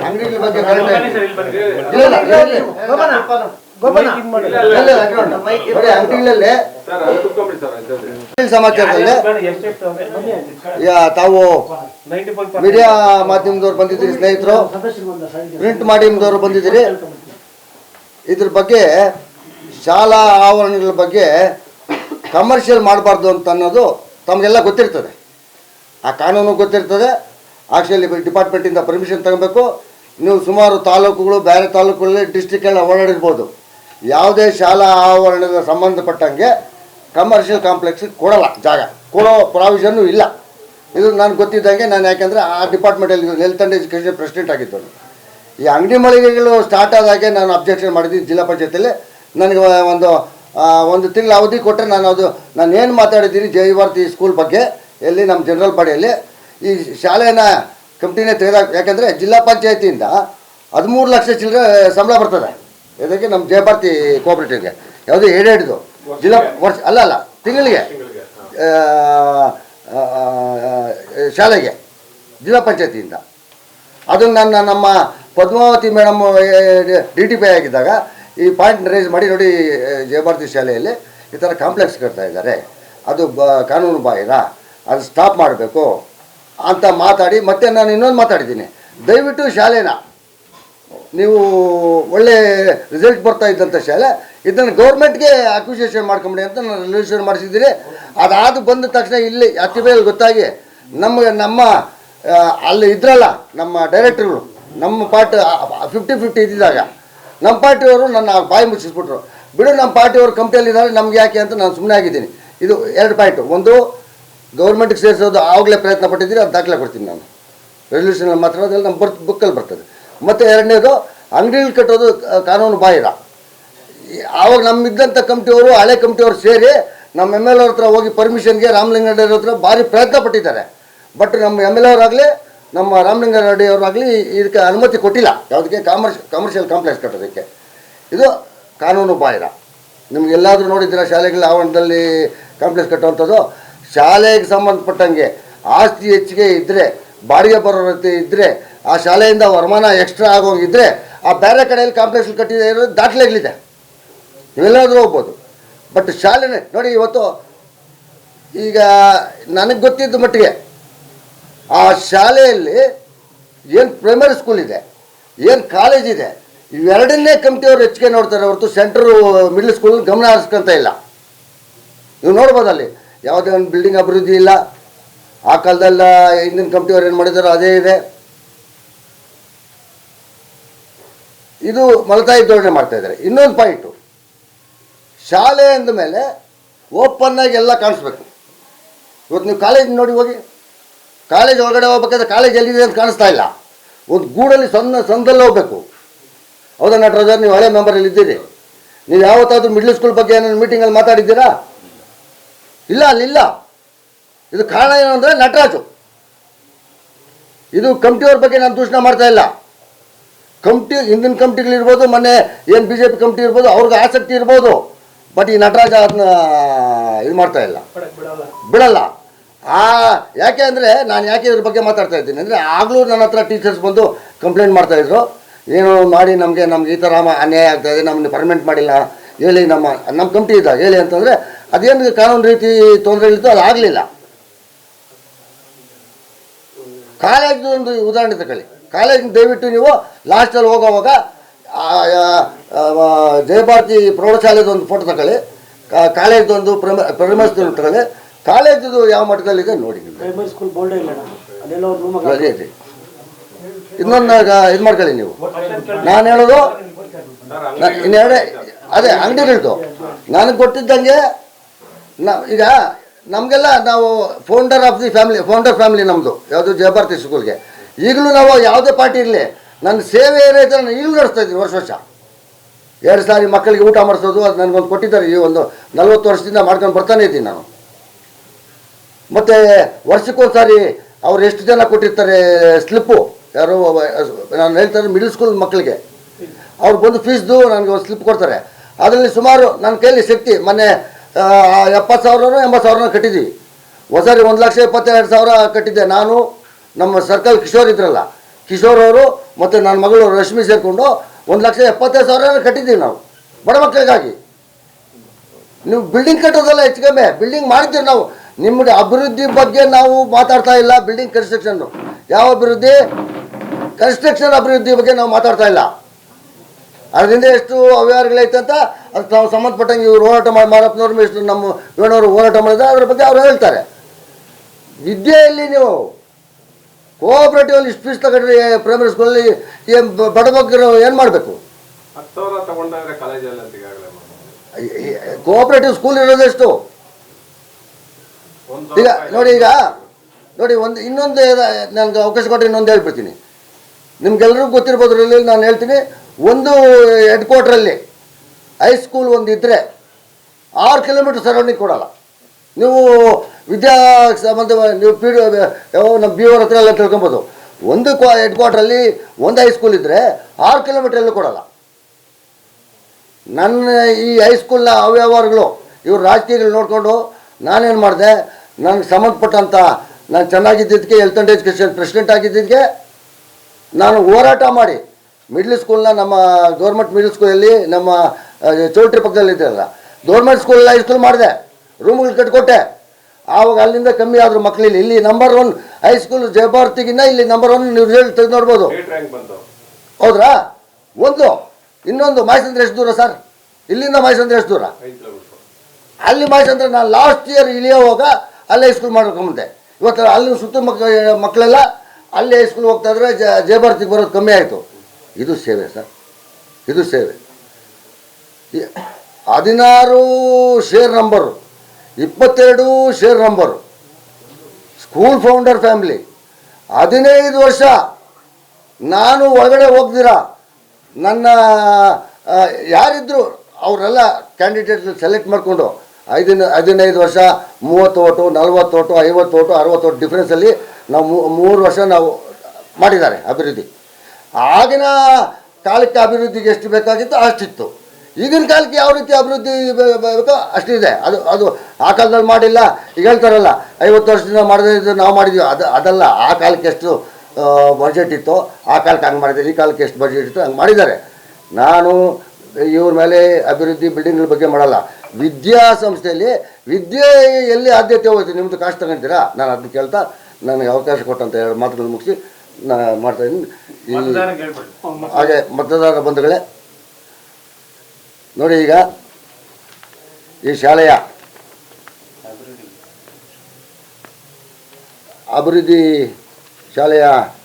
ಅಭಿವೃದ್ಧಿ ಮಾಡುವ ಉದ್ದೇಶದಿಂದ 5 ವರ್ಷಕ್ಕೊಂದು ಸಾರಿ ಚುನಾವಣೆ ಬರ್ತದೆ. ಅದರಲ್ಲಿ ಸುಮಾರು ನಮ್ಮ ಹಳೆಯ ಪಟ್ಟಿ ಏನಿದೆ, ನಾನು ಒಂದು ಈ ಊರಿನ ಪ್ರಜೆಯಾಗಿ, ಅತಿಬೆಲೆಯ ಪ್ರಜೆಯಾಗಿ, ಮತ್ತು ನನ್ನ ಮತ್ತು ನನ್ನ ಧರ್ಮಪತ್ನಿಯ ಸೀರಿಯಲ್ ನಂಬರ್ 16 ಮತ್ತು 22 ನಮ್ಮದೇ. ನಾನು ಜನರಲ್ ಬಾಡಿಗೆ ಹಿಂದಿನ 2 ವರ್ಷ ಹೋಗ್ದಿರೇನೆ ಮಾರನೇ ದಿನ ಹೋಗಿ ಮೇಡಮ್ ಹತ್ರ ನಾನು ಸೈನ್ ಮಾಡಿ ಬಂದಿದ್ದೀನಿ. ಆದರೂ ನಮ್ಮಂಥ ಸುಮಾರು ಜನಗಳು ಸದಸ್ಯರ ಮತದಾರ ಪಟ್ಟಿಯಿಂದ ಹೆಸರುಗಳನ್ನು ತೆಗೆದುಹಾಕಿ ಇವತ್ತು ಮಾನ್ಯ ಶ್ರೀ ನಟರಾಜ್ ಅವರು ಯಾವ ರೀತಿ ಬೇಕೋ ಆ ರೀತಿ ಒಂದು ಮತಪಟ್ಟಿಗೆಯನ್ನು ಮತ ಲಿಸ್ಟನ್ನು ಮಾಡಿಕೊಂಡು ಅವರು ಚುನಾವಣೆಗೆ ಹೋಗಿದ್ದಾರೆ. ಆದರೂ ಸಹ ನಮ್ಮ ಸಿಂಡಿಕೇಟ್ನ ವತಿಯಿಂದ ನಾವು ಕುಗ್ಗದೆ, ನಮ್ಮ ಮತಗಳ ಪರ್ಸೆಂಟೇಜ್ ಕಮ್ಮಿ ಇದ್ದರೂ ಕೂಡ ನಾವು ಈ 5 ಮತ್ತು 2 7 ಜನ ಅಭ್ಯರ್ಥಿಗಳನ್ನು ಕಣಕ್ಕಿಳಿಸಿದ್ದೀವಿ. ಮೊದಲನೇದಾಗಿ Pradeep S Putta, Marappa AT, Nandini dairy, Ravi P Chikkanahalli, Ravikumar M ಮಾಜಿ, ಎನ್ ವೇಣು ನಮ್ಮ ಟೌನ್ ಅಧ್ಯಕ್ಷರು, ಅರುಣಾ ನಟರಾಜು ಮಾಜಿ ಜಯಭಾರತಿ ಶಾಲೆಯ ಖಜಾಂಚಿಗಳು, ರವಿ ಎನ್ ಮಾಜಿ ಉಪಾಧ್ಯಕ್ಷರು ಜಯಭಾರತಿ ಶಾಲೆ. ಇವರು ನಾವು ಕಣಕ್ಕಿಳಿಸಿದ್ವಿ. ದಯವಿಟ್ಟು ಈ ನಮ್ಮ ಕೆಳಕಂಡ ಇಲ್ಲಿ ಹೇಳಿರುವಂಥ 7 ಜನಕ್ಕೆ ತಮ್ಮ ಅಮೂಲ್ಯವಾದ ಮತವನ್ನು ಕೊಟ್ಟು ಇವರನ್ನು ಜಯಿಸಿ ನಮಗೆ ಮಾಡಬೇಕಾಗಿ ತಮ್ಮಲ್ಲಿ ಈ ಮೂಲಕ ಮನವಿ. ಜೈ ಹಿಂದ್, ಜೈ ಕರ್ನಾಟಕ. ನನ್ನ ಅಭ್ಯರ್ಥಿಯಾಗಿ ಶ್ರೀ ಜಯಭಾರತಿ ಶೈಕ್ಷಣಿಕ ಸಹಕಾರ ಸಂಘ ನೇಮಿತ ನಾವು 5 ಜನ ಸಾಮಾನ್ಯ ಕ್ಷೇತ್ರಕ್ಕೆ ನಿಂತಿದ್ದೀವಿ. ಮಹಿಳಾ ಮೀಸಲಿಗೆ ಅರುಣಕ್ಕವರು ನಿಂತಿದ್ದಾರೆ, ರವಿ ಅವರು SC ಮೀಸಲು ಕ್ಷೇತ್ರಕ್ಕೆ ನಿಂತಿದ್ದಾರೆ. ಇವಾಗ ಈಗಾಗಲೇ ಹೆಸರುಗಳು ಹೇಳಿದ್ರು, Pradeep S, Marappa AT, Ravikumar M, AN Venu, Aruna S ಮತ್ತು ರವಿ ಅವರು. ಇಷ್ಟು ಜನಕ್ಕೂ ನಾವು ತಮ್ಮ ಸದಸ್ಯರ ಸೇವಕರಾಗಿ ಸೇವೆ ಮಾಡೋದಕ್ಕೆ ಈ ಮಾಧ್ಯಮಗಳ ಮುಖಾಂತರ ತಮ್ಮಲ್ಲಿ ನಾನು ಪ್ರಾರ್ಥಿಸ್ತಾ ತಮ್ಮ ಅಮೂಲ್ಯವಾದ ಮತಗಳನ್ನು ಕೊಟ್ಟು ಸಂಘದ ಉದ್ಧಾರಕ್ಕೆ ಕೊಡಬೇಕು ಅಂತ ಈ ಮೂಲಕ ನಾನು ಕೇಳ್ಕೊಂಡು ನಿಮಗೆ ನಮಸ್ಕರಿಸ್ತಾ ಇದ್ದೀನಿ. ನೀವು ಭ್ರಷ್ಟಾಚಾರ ವಿಷಯ ಕೇಳಿದ್ರೆ ಏನು ಭ್ರಷ್ಟಾಚಾರ ಆಗಿದೆ ಅಂತ. ಈಗ ಕಟ್ಟಡದ ವಿಷಯಕ್ಕೆ ಬರ್ತೀನಿ. ಬೈಲಾದಲ್ಲಿ ಯಾರು ಅಂಗಡಿಗಳು ಇಡ್ತಾರೆ ಅಂಥವ್ರು ಮಾತ್ರ ಹರಾಜು ಪ್ರಕ್ರಿಯೆಯಲ್ಲಿ ಪಾಲ್ಗೊಳ್ಬೇಕು, ಅವರೇ ಅಂಗಡಿಗಳು ಇಡಬೇಕು. ಇಲ್ಲಿ 4,30,000 ರೂಪಾಯಿ ಅಂಗಡಿ ಬಾಡಿಗೆಗಳು ಬರ್ತದೆ ಅಂತ ತೋರಿಸ್ತಾ ಇದ್ದಾರೆ.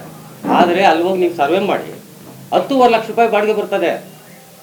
ಅದೇ ಭ್ರಷ್ಟಾಚಾರ. ಯಾರಂದರೆ ನಾನು ತಗೊಳ್ಳೋದು ಹರಾಜಲ್ಲಿ, ನಾನು 10,000 ತಗೊಂಡು ಇವ್ರಿಗೆ 20,000 ಕೊಡೋದು. ಇದು ಭ್ರಷ್ಟಾಚಾರ. ಇದು ಗೊತ್ತಾಗ್ತಾ ಇಲ್ಲ ಜನಗಳಿಗೆ. 4,30,000 ರೂಪಾಯಿ ಮಾತ್ರ ತೋರಿಸ್ತಾ ಇದ್ದಾರೆ. ಟೋಟಲ್ ಆಗಿ ಬರ್ತಕ್ಕಂಥ ಬಾಡಿಗೆ 10.5 ಲಕ್ಷ. ನಮ್ಮ ಬೈಲಾ ಪ್ರಕಾರ ಯಾರು ಅಂಗಡಿ ಇಡ್ತಾರೆ ಅವರು ಮಾತ್ರ ಅಲ್ಲಿ ಹರಾಜು ಪ್ರಕ್ರಿಯೆಯಲ್ಲಿ ಪಾಲ್ಗೊಳ್ಬೇಕು, ಅವರೇ ಅಂಗಡಿ ಇಡಬೇಕು. ಆದರೆ ಅಲ್ಲೆಲ್ಲ ಹೋಗಿ ನೋಡಿ ಯಾರೋ ಹೆಸರಲ್ಲಿದೆ, ಯಾರೋ ಅಂಗಡಿಗಳು ಇಟ್ಕೊಂಡಿದ್ದಾರೆ. ಒಂದು. ಎರಡನೇ ಭ್ರಷ್ಟಾಚಾರ ಹೇಳ್ತಿದ್ದೀನಿ. ಈಗ 2 ಎಕರೆ ಜಮೀನ ಇವರು ಬಾಡಿಗೆ ಕೊಟ್ಟಿದ್ದಾರೆ, 80,000 ರೂಪಾಯಿ ಬಾಡಿಗೆಗೆ. ಅವರು ಶಾಂದಾರ್ ಕಂಪ್ನಿಯವರಿಗೆ ನಮ್ಮ ದೇವೇಗೌಡರು 18,50,000 ರೂಪಾಯಿಗೆ ಅವ್ರು ಕೊಟ್ಟಿದ್ದಾರೆ. ಎಕರೆ 40,000 ರೂಪಾಯಿ ಅಂದರೆ ಟೋಟಲ್ ಆಗಿ 80,000 ರೂಪಾಯಿ ಬರ್ತೈತೆ ನಮಗೆ. ಅವರು ಇಲ್ಲಿ ಏನು ಕಾರ್ಯಕಾರಿ ಮಂಡಳಿಯ ಸದಸ್ಯರುಗಳೇನಿರ್ತಾರೆ ಅವ್ರದ್ದೇನು ಪಾತ್ರ ಇರಲ್ಲ ಸದಸ್ಯರದು. ಈಗ ಯಾರೋ ಈ ಕಾರ್ಯದರ್ಶಿ ಅವ್ರಿಗೆ ಇಷ್ಟು ಲಕ್ಷ ಅಂತ ಬರ್ತದೆ ಕಮಿಷನ್. ಇದೇ ಭ್ರಷ್ಟಾಚಾರ. ಅರ್ಥ ಆಯ್ತಾ? ಮೂರನೇದು ಹೇಳ್ತೀನಿ ಕೇಳಿ. ಆಯ್ತು, ಪ್ರೂಫ್ ಏನು ಅಂತೇಳ. ಇವತ್ತು ಸೂಪರ್ ಸೆಟ್ ಆಗಿದೆ. ಸರ್ಕಾರದ ನಿಯಮದ ಪ್ರಕಾರ 1,20,000 ರೂಪಾಯಿ ಬರಬೇಕು ಸಂಸ್ಥೆಗೆ. 80,000 ಕೊಟ್ಟಿರ್ತಕ್ಕಂಥ ಇವರು. ಅದಕ್ಕೆ ಸೂಪರ್ ಸೆಟ್ ಆಗಿದೆ ಇವತ್ತು. ಪಾರದರ್ಶಕತೆ ಈಗ ಸೂಪರ್ ಸೆಟ್ ಆಗಿದೆ, ಮತ್ತೆ ತನಿಖೆ ಮುಂದುವರೆದು ಸಾಬೀತಾಗುತ್ತೆ. ಅದು ಈಗಾಗಲೇ ತನಿಖೆ ಸಾಬೀತಾಗಿದೆ. ಸಾಬೀತಾಗಿ ಸೂಪರ್ ಸೆಟ್ ಆಗಿರ್ತಕ್ಕಂಥದ್ದು. ಅದನ್ನು ಹೆಚ್ಚಿನ ತನಿಖೆಗಳು ತಿರುಗಿ ಬರ್ತಾರೆ. ಮೂರನೇದು ನಮ್ಮ ಏಡೆಡ್ ಸ್ಕೂಲ್. ಇದು ಅನುದಾನಿತ ಶಾಲೆ. ಅನುದಾನಿತ ಶಾಲೆ ನಾವು SLC 8, 9, 10ನೇ ಕ್ಲಾಸಲ್ಲಿ ನಾವು ಅದೇ ಶಾಲೆಯಲ್ಲಿ ಓದಿರೋದು. 30 ರೂಪಾಯಿ ಫೀಸ್ ಇತ್ತು. ಇವತ್ತು 20,000 ರೂಪಾಯಿ ಆಗಿದೆ. ಏನು ಮಾಡ್ತಾ ಇದ್ದಾರೆ? ಏಡೆಡ್ ಸ್ಕೂಲ್ನೆಲ್ಲ ತೆಗೆದು ಸರ್ ಪ್ರೈವೇಟ್ ಸ್ಕೂಲ್ ಮಾಡ್ತಾ ಇದ್ದಾರೆ ಎಲ್ಲ. ಆವಾಗಲೂ ಇತ್ತು ಇಂಗ್ಲೀಷ್ ಮೀಡಿಯಮ್ಮು. ನಾವು ಓದೋವಾಗೂ ಇಂಗ್ಲೀಷ್ ಮೀಡಿಯಮ್ ಇತ್ತು. ಯಾರು ಟ್ಯಾಲೆಂಟ್ ಇರ್ತಾರೆ ಅವರೆಲ್ಲ ಇಂಗ್ಲೀಷ್ ಮೀಡಿಯಮ್ಗೆ ಹೋಗೋರು, ಯಾರು ಟ್ಯಾಲೆಂಟ್ ಕಡಿಮೆ ಇರ್ತಾರೆ ಅವರೆಲ್ಲ ಕನ್ನಡ ಸ್ಕೂಲ್ಗೆ ಹೋಗೋರು. ಅದು ನಿಜಾನೇ. ಅದು ಆವಾಗಲೂ ಇತ್ತು. ಇವರೇನು ಮಾಡ್ತಾ ಇದ್ದಾರೆ? ಪ್ರೈವೇಟ್ ಮಾಡ್ತಾ ಇದ್ದಾರೆ. 2 ರಿಸಿಪ್ಟ್ಗಳು ಹಾಕ್ತಾರೆ. ಒಂದರಲ್ಲಿ ಸರ್ಕಾರಕ್ಕೆ ತೋರಿಸೋದಕ್ಕೆ ಒಂದು ರಿಸಿಪ್ಟು, ಮತ್ತೊಂದು ಇವರು ಪ್ರೈವೇಟಾಗಿ ಇವರೇ ಹಾಕ್ಕೊಂತಾರೆ ರಿಸಿಪ್ಟ್ಗಳು. 20,000 ರೂಪಾಯಿ ತಗೊಂತಾ ಇದ್ದಾರೆ ಇವತ್ತು. ಒಂದು ಮಗುಗೆ, ಒಂದು ಬಡ ಮಗುಗೆ 20,000 ರೂಪಾಯಿ ಫೀಸ್ ತಗೊಂತಾ ಇದ್ದಾರೆ. ಭ್ರಷ್ಟಾಚಾರ ಅಂತ ಕೇಳಿದ್ದಕ್ಕೆ ಸಮಂಜಸವಾಗಿ ನಾನು ಉತ್ತರ ಕೊಡ್ತಾ ಇದ್ದೀವಿ. ಮತ್ತೆ ಆಡಿಟ್ ರಿಪೋರ್ಟ್, 2 ವರ್ಷದ ಆಡಿಟ್ ರಿಪೋರ್ಟ್ಗೆ ನಾವು ಎನ್ಕ್ವೈರಿಗೆ ಹಾಕಿದ್ರೆ ಇವ್ರು ಸ್ಟೇ ತಗೊಂಡ್ಬಂದಿದ್ದಾರೆ. ಯಾಕೆ ತಗೊಂಡ್ಬಂದ್ರು? ಯಾಕೆ ಮತ್ತೆ ಇವ್ರು ಆಡಿಟ್ ರಿಪೋರ್ಟ್ ಮಾಡ್ಲಿಕ್ಕೆ ಈಗ ಮತ್ತೆ ಸೂಪರ್ ಸೆಟ್ ಯಾಕಾಯ್ತು? ಸೂಪರ್ ಸೆಟ್ ಯಾಕಾಯ್ತು? ಎಲ್ಲಿ ಸ್ಟೇಗೆ ಹೋಗಿದ್ದಾರೆ? ಯಾಕೆ ನೀವು ಪ್ರೈವೇಟ್ ಸ್ಕೂಲ್ ಮಾಡ್ತಾ ಇದ್ದೀರಾ? ಗೌರ್ಮೆಂಟ್ ಅನುದಾನಿತ ಶಾಲೆ ಯಾಕೆ ಮುಚ್ಚಲಾಯ್ತು? ಅನುದಾನಿತ ಶಾಲೆ ಅಂದ್ರೆ ಗೌರ್ಮೆಂಟ್ ರೂಲ್ಸ್ ಅಂಡ್ ರೆಗ್ಯುಲೇಷನ್ ಇರ್ತದೆ, ಸಹಕಾರ ಇಲಾಖೆದು. ಅದ್ರ ಪ್ರಕಾರ ಮಾಡ್ಬೇಕಾಗ್ತದೆ. ಇವ್ರು ಪ್ರೈವೇಟ್ ಮಾಡ್ಕೊಂಡ್ರೆ ಇವ್ರು ಇಷ್ಟ. ಇವತ್ತು ನಾವು ಈ ಹೋರಾಟ ಮಾಡಲಿಲ್ಲ ಅಂದಿದ್ರೆ ಇಷ್ಟೊತ್ತಿಗೆ ಮುಚ್ಚಾಕ್ಬಿಡೋರು. ಇವರೇ ನಮ್ಮ ಸಹಕಾರ ಇಲಾಖೆಗೆ ಇವರೇ ಬರೆಯಕ್ಕೆ ತಯಾರಾಗಿದ್ರು. ನಮಗೆ ಅನುದಾನಿತ ಶಾಲೆ ಬೇಡ, ನಾವು ಪ್ರೈವೇಟಾಗಿ ಮಾಡ್ಕೊಂತೀವಿ ಅಂತ ಹೊರಟಿದ್ರು. ಆಲ್ರೆಡಿ ಮಾಡಿಬಿಟ್ಟಿದ್ರು, ಎಲ್ಲ ಮುಚ್ಕೊಂಡು ಬಂದಿದ್ರು. ನಮ್ಮ ಒಂದು ಅನುದಾನಿತ ಶಾಲೆಯಲ್ಲಿ ಎಷ್ಟು ಜನ ಇದ್ರು ಅಷ್ಟು ಜನರನ್ನ ಪ್ರೈವೇಟ್ ಸ್ಕೂಲ್ಗೆ ಹಾಕೊಂಡಿದ್ದಾರೆ. ಅದ್ರದ್ದು ಒಂದು ದಾಖಲೆ ಸಮೇತ ಇದೆ ಅದರಲ್ಲಿ. ತನಿಖೆ ಬಾಕಿ ಇದೆ. ತನಿಖೆ ಮಾತ್ರ ಬಾಕಿ ಇದೆ. ಒಂದೇ ಸಲ ಚೆನ್ನಾಗಿ ಓದೋ ಮಕ್ಕಳನ್ನೆಲ್ಲನೂ ಏನು ಅನುದಾನಿತ ಶಾಲೆಯಿಂದ ಪ್ರೈವೇಟ್ ಸ್ಕೂಲ್ಗೆ ಶಿಫ್ಟ್ ಮಾಡ್ತಾರೆ. ಇವತ್ತು ಒಬ್ಬ ಟೀಚರ್ ಇದ್ದಾರೆ. ನಾವು ಓದೋ ಪೂರ್ತಿ ಏಡೆಡ್ ಸ್ಕೂಲೇ. ಎಲ್ಲ ಟೀಚರ್ಗಳು ಸರ್ಕಾರ ಅನುದಾನಿತದಿಂದಾನೇ ಇದ್ರು. ಇವತ್ತೇನಾಗಿದೆ ಪ್ರೈವೇಟ್ ಸ್ಕೂಲು. ಅವ್ರು ಇಷ್ಟ ಬಂದಂಗೆ ಮಾಡ್ತಾ ಇದ್ದಾರೆ. ಶಾಶ್ವತ ತಡೆಯಾಜ್ಞೆ ಸಿಕ್ಕಿಲ್ಲ ಅವ್ರಿಗೆ, ತಾತ್ಕಾಲಿಕ ತಡೆಯಾಜ್ಞೆ. ಈ ತರ ಮಾಡಿದ್ರೆ ಓದೋದಕ್ಕೆ ಅವಕಾಶ ಆಗಲ್ವಲ್ಲ. ಆಗಲ್ಲ. ಎಲ್ಲಿ ಬಡ ಮಕ್ಳು ಎಲ್ಲಿ ಓದೋಕ್ಕಾಗ್ತದೆ? ಹಂಗಾಗಿ ಇವತ್ತು ಪರಿಸ್ಥಿತಿ. ಅದಕ್ಕೆ ನಮ್ಮ ಹೋರಾಟ ನಾವು ಮಾಡ್ತಾ ಇರೋದು. ಈಗ ಆಯಿತು, ಈಗ ಚುನಾವಣೆ ಈ ವಿಷಯಕ್ಕೆ ಬಂದಿದ್ದೀವಿ. ಈಗ ಚುನಾವಣೆ, ಈಗ ನಮ್ಮ ಒಂದು ಕಾಂಗ್ರೆಸ್ ಪರವಾಗಿರ್ತಕ್ಕಂಥ ವೋಟರ್ಗಳನ್ನೆಲ್ಲ ತೆಗೆದುಹಾಕಿದ್ದಾರೆ. ಅದ್ರ ವಿಷಯವಾಗಿ ನಾವು ಧರಣಿ ಮಾಡಿದ್ವಿ. ಧರಣಿ ಮಾಡಿ ಚುನಾವಣೆಯನ್ನು ಮುಂದೂಡಿದ್ವಿ. ಚುನಾವಣೆ ಮುಂದೂಡಿದಾಗ ಕೋರ್ಟು ಏನೋ ಒಂದ್ಸಲ ಚುನಾವಣೆಯ ಪ್ರಕ್ರಿಯೆ ಸ್ಟಾರ್ಟ್ ಆದಮೇಲೆ ಅದನ್ನು ಕ್ಯಾಲೆಂಡರ್ ಆಫ್ ಈವೆಂಟ್ಸ್ ಆದಮೇಲೆ ಅದನ್ನು ಮಾಡಬಾರ್ದು, ಆ ಥರ ಕಂಟಿನ್ಯೂಷನ್ ಮಾಡಬೇಕು ಅಂತ ಕೋರ್ಟ್ ತೀರ್ಪು ಬಂತು. ಅದಕ್ಕೆ ನಾವು ತಲೆಬಾಗಿದ್ದೀವಿ. ಅದು ಕಷ್ಟನೋ ಸುಖನೋ ಫೈಟ್ ಮಾಡೋಣ ಅಂತ ನಾವು ತೀರ್ಮಾನ ಮಾಡಿದ್ವಿ. ಇವರೇನು ಮಾಡಿದ್ದಾರೆ, ತಿರುಗಿ ಇಲ್ಲಿಗಲ್ ಆಗಿ 110 ಓಟನ್ನು ಸೇರ್ಸ್ಕೊಂಡು ಬಂದಿದ್ದಾರೆ. ನೆನ್ನೆ ಬಂದಿದೆ. ಅದರಲ್ಲಿ ಬರೀ ಊರು ಹೆಸರು ಯಾರು ಗೊತ್ತಾಗ್ತದೆ ವೋಟರ್ಗಳು? ಯಾಕೆ ಇಲ್ಲಿಗಲ್ಲು ಗೆಲ್ಲೇಬೇಕು? ಕೋಟ್ಯಾಂತರ ರೂಪಾಯಿ ಲೂಟಿ ಹೊಡಿತಾ ಇದ್ದಾರೆ ವರ್ಷಕ್ಕೆ. ಈ ಪ್ರೈವೇಟ್ ಸ್ಕೂಲ್ ಮಾಡ್ಕೊಂಡು 1.5 ಇಂದ 2 ಕೋಟಿ ರೂಪಾಯಿ ಲೂಟಿ ಹೊಡಿತಾ ಇದ್ದಾರೆ. ಅದಕ್ಕೆ ತಾನೇ ನಮ್ಮ ಹೋರಾಟ ಮಾಡ್ತಾ ಇದ್ದೀವಿ. ಯಾಕೆ ಅನುದಾನಿತ ಶಾಲೆ ಯಾಕೆ ಮಾಡಬಾರ್ದು? ಸರ್ಕಾರಕ್ಕೆ ಯಾಕೆ ಸೇರಿಸಬಾರ್ದು? ಬಡ ಮಕ್ಕಳಿಗೆ ಎಲ್ಲಿ ಸಿಗ್ತೈತೆ ವಿದ್ಯೆ? ಅದ್ರ ಉದ್ದೇಶ ಏನು? ಬಡ ಮಕ್ಕಳಿಗೆ ವಿದ್ಯೆ ಸಿಗ್ಬೇಕು ನಮ್ಮ ಜಯಭಾರತಿ ಶಾಲೆಯಲ್ಲಿ ಅಂತಿರೋದು. ಇವ್ರು ಪ್ರೈವೇಟ್ ಮಾಡ್ಕೊಂತ ಇದ್ದಾರೆ. ಆ ಸ್ಕೂಲಲ್ಲಿ ಓದಿರೋರು ಮತದಾರರಾಗಿರ್ಬೇಕು. ಬೇರೆ ಎಲ್ಲೆಲ್ಲೋ ಬಯೋಗನ್ ಫ್ಯಾಕ್ಟ್ರಿಯಿಂದ ಇನ್ನೊಂದು ಫ್ಯಾಕ್ಟ್ರಿಯಿಂದ ಎಲ್ಲ ಕಡೆಯಿಂದ ಬಂದು ಮತದಾರರಾಗಿರ್ಬೇಕು. ಈಗ ಯಾಕೆ ಈಗ ಆಂಜಿನಪ್ಪ ಒಂದು ಮಾತು ಹೇಳ್ತೀನಿ. ಆಂಜಿನಪ್ಪನ ಜಿಲ್ಲಾ ಪಂಚಾಯತಿ ಇದ್ರಲ್ಲಿ ಗೆದ್ದಿದ್ದಾನ? ಸೋತ್ರು. ತಾಲೂಕ್ ಪಂಚಾಯತಿಯಲ್ಲಿ ಗೆದ್ರ? ಸೋತ್ರು. ಒಂದು ಪಂಚಾಯತಿ ಚುನಾವಣೆಯಲ್ಲಿ ಗೆದ್ರ? ಸೋತ್ರು. ಇಲ್ಲೇನ್ ಮಾಡ್ತಾರೆ? 100 ಓಟು, 200 ಓಟು, 500 ಓಟು, ಎಷ್ಟು ಬೇಕು? 5,000 ಓಟು, 10,000 ಓಟು ಅಂತ ವ್ಯಾಪಾರಕ್ಕೆ ಇಟ್ಕೊಂಡ್ಬಿಟ್ಟಿದ್ದಾರೆ ಇವರು. ಇವ್ರಿಗೆ ನೇಮ್ ಬೋರ್ಡ್ ಬೇಕಷ್ಟೇ. ಅರ್ಥ ಆಯ್ತಾ? ಇವ್ರು ಬನ್ನಿ ಜಿಲ್ಲಾ ಪಂಚಾಯತಿ. ಮೊನ್ನೆ ನಿಮ್ಗೆ ಗೊತ್ತಲ್ಲ, ಪಂಚಾಯತಿ ಎಲೆಕ್ಷನ್ ಗೆದ್ರ ಅವರು. ಬಿದ್ರೂಪೆ ಪಂಚಾಯತಿ ಎಲೆಕ್ಷನ್ ಅಲ್ಲಿ ಜನರಲ್ಲ ನಾನು ಕೇಳ್ತಾ ಇರೋದು ನಿಮ್ಗೆ. ಏನಕ್ಕೆ 26 ಕ್ಷೇತ್ರಗಳಲ್ಲಿ ಕಾಲಿಟ್ಟಿದ್ದಾರೆ. ಒಂದು ಕ್ಷೇತ್ರದಲ್ಲ ನಾನು ನೆಟ್ಟ ಕೆಲಸ ಮಾಡಕ್ ಆಗ್ತದ? ಫಸ್ಟ್ ನೀವ್ ಹೇಳಿ. ಅದು ಇವಾಗ ನಾನು ಪುರಸಭೆ ಮೆಂಬರ್ ಆಗಿದ್ದೀನಿ.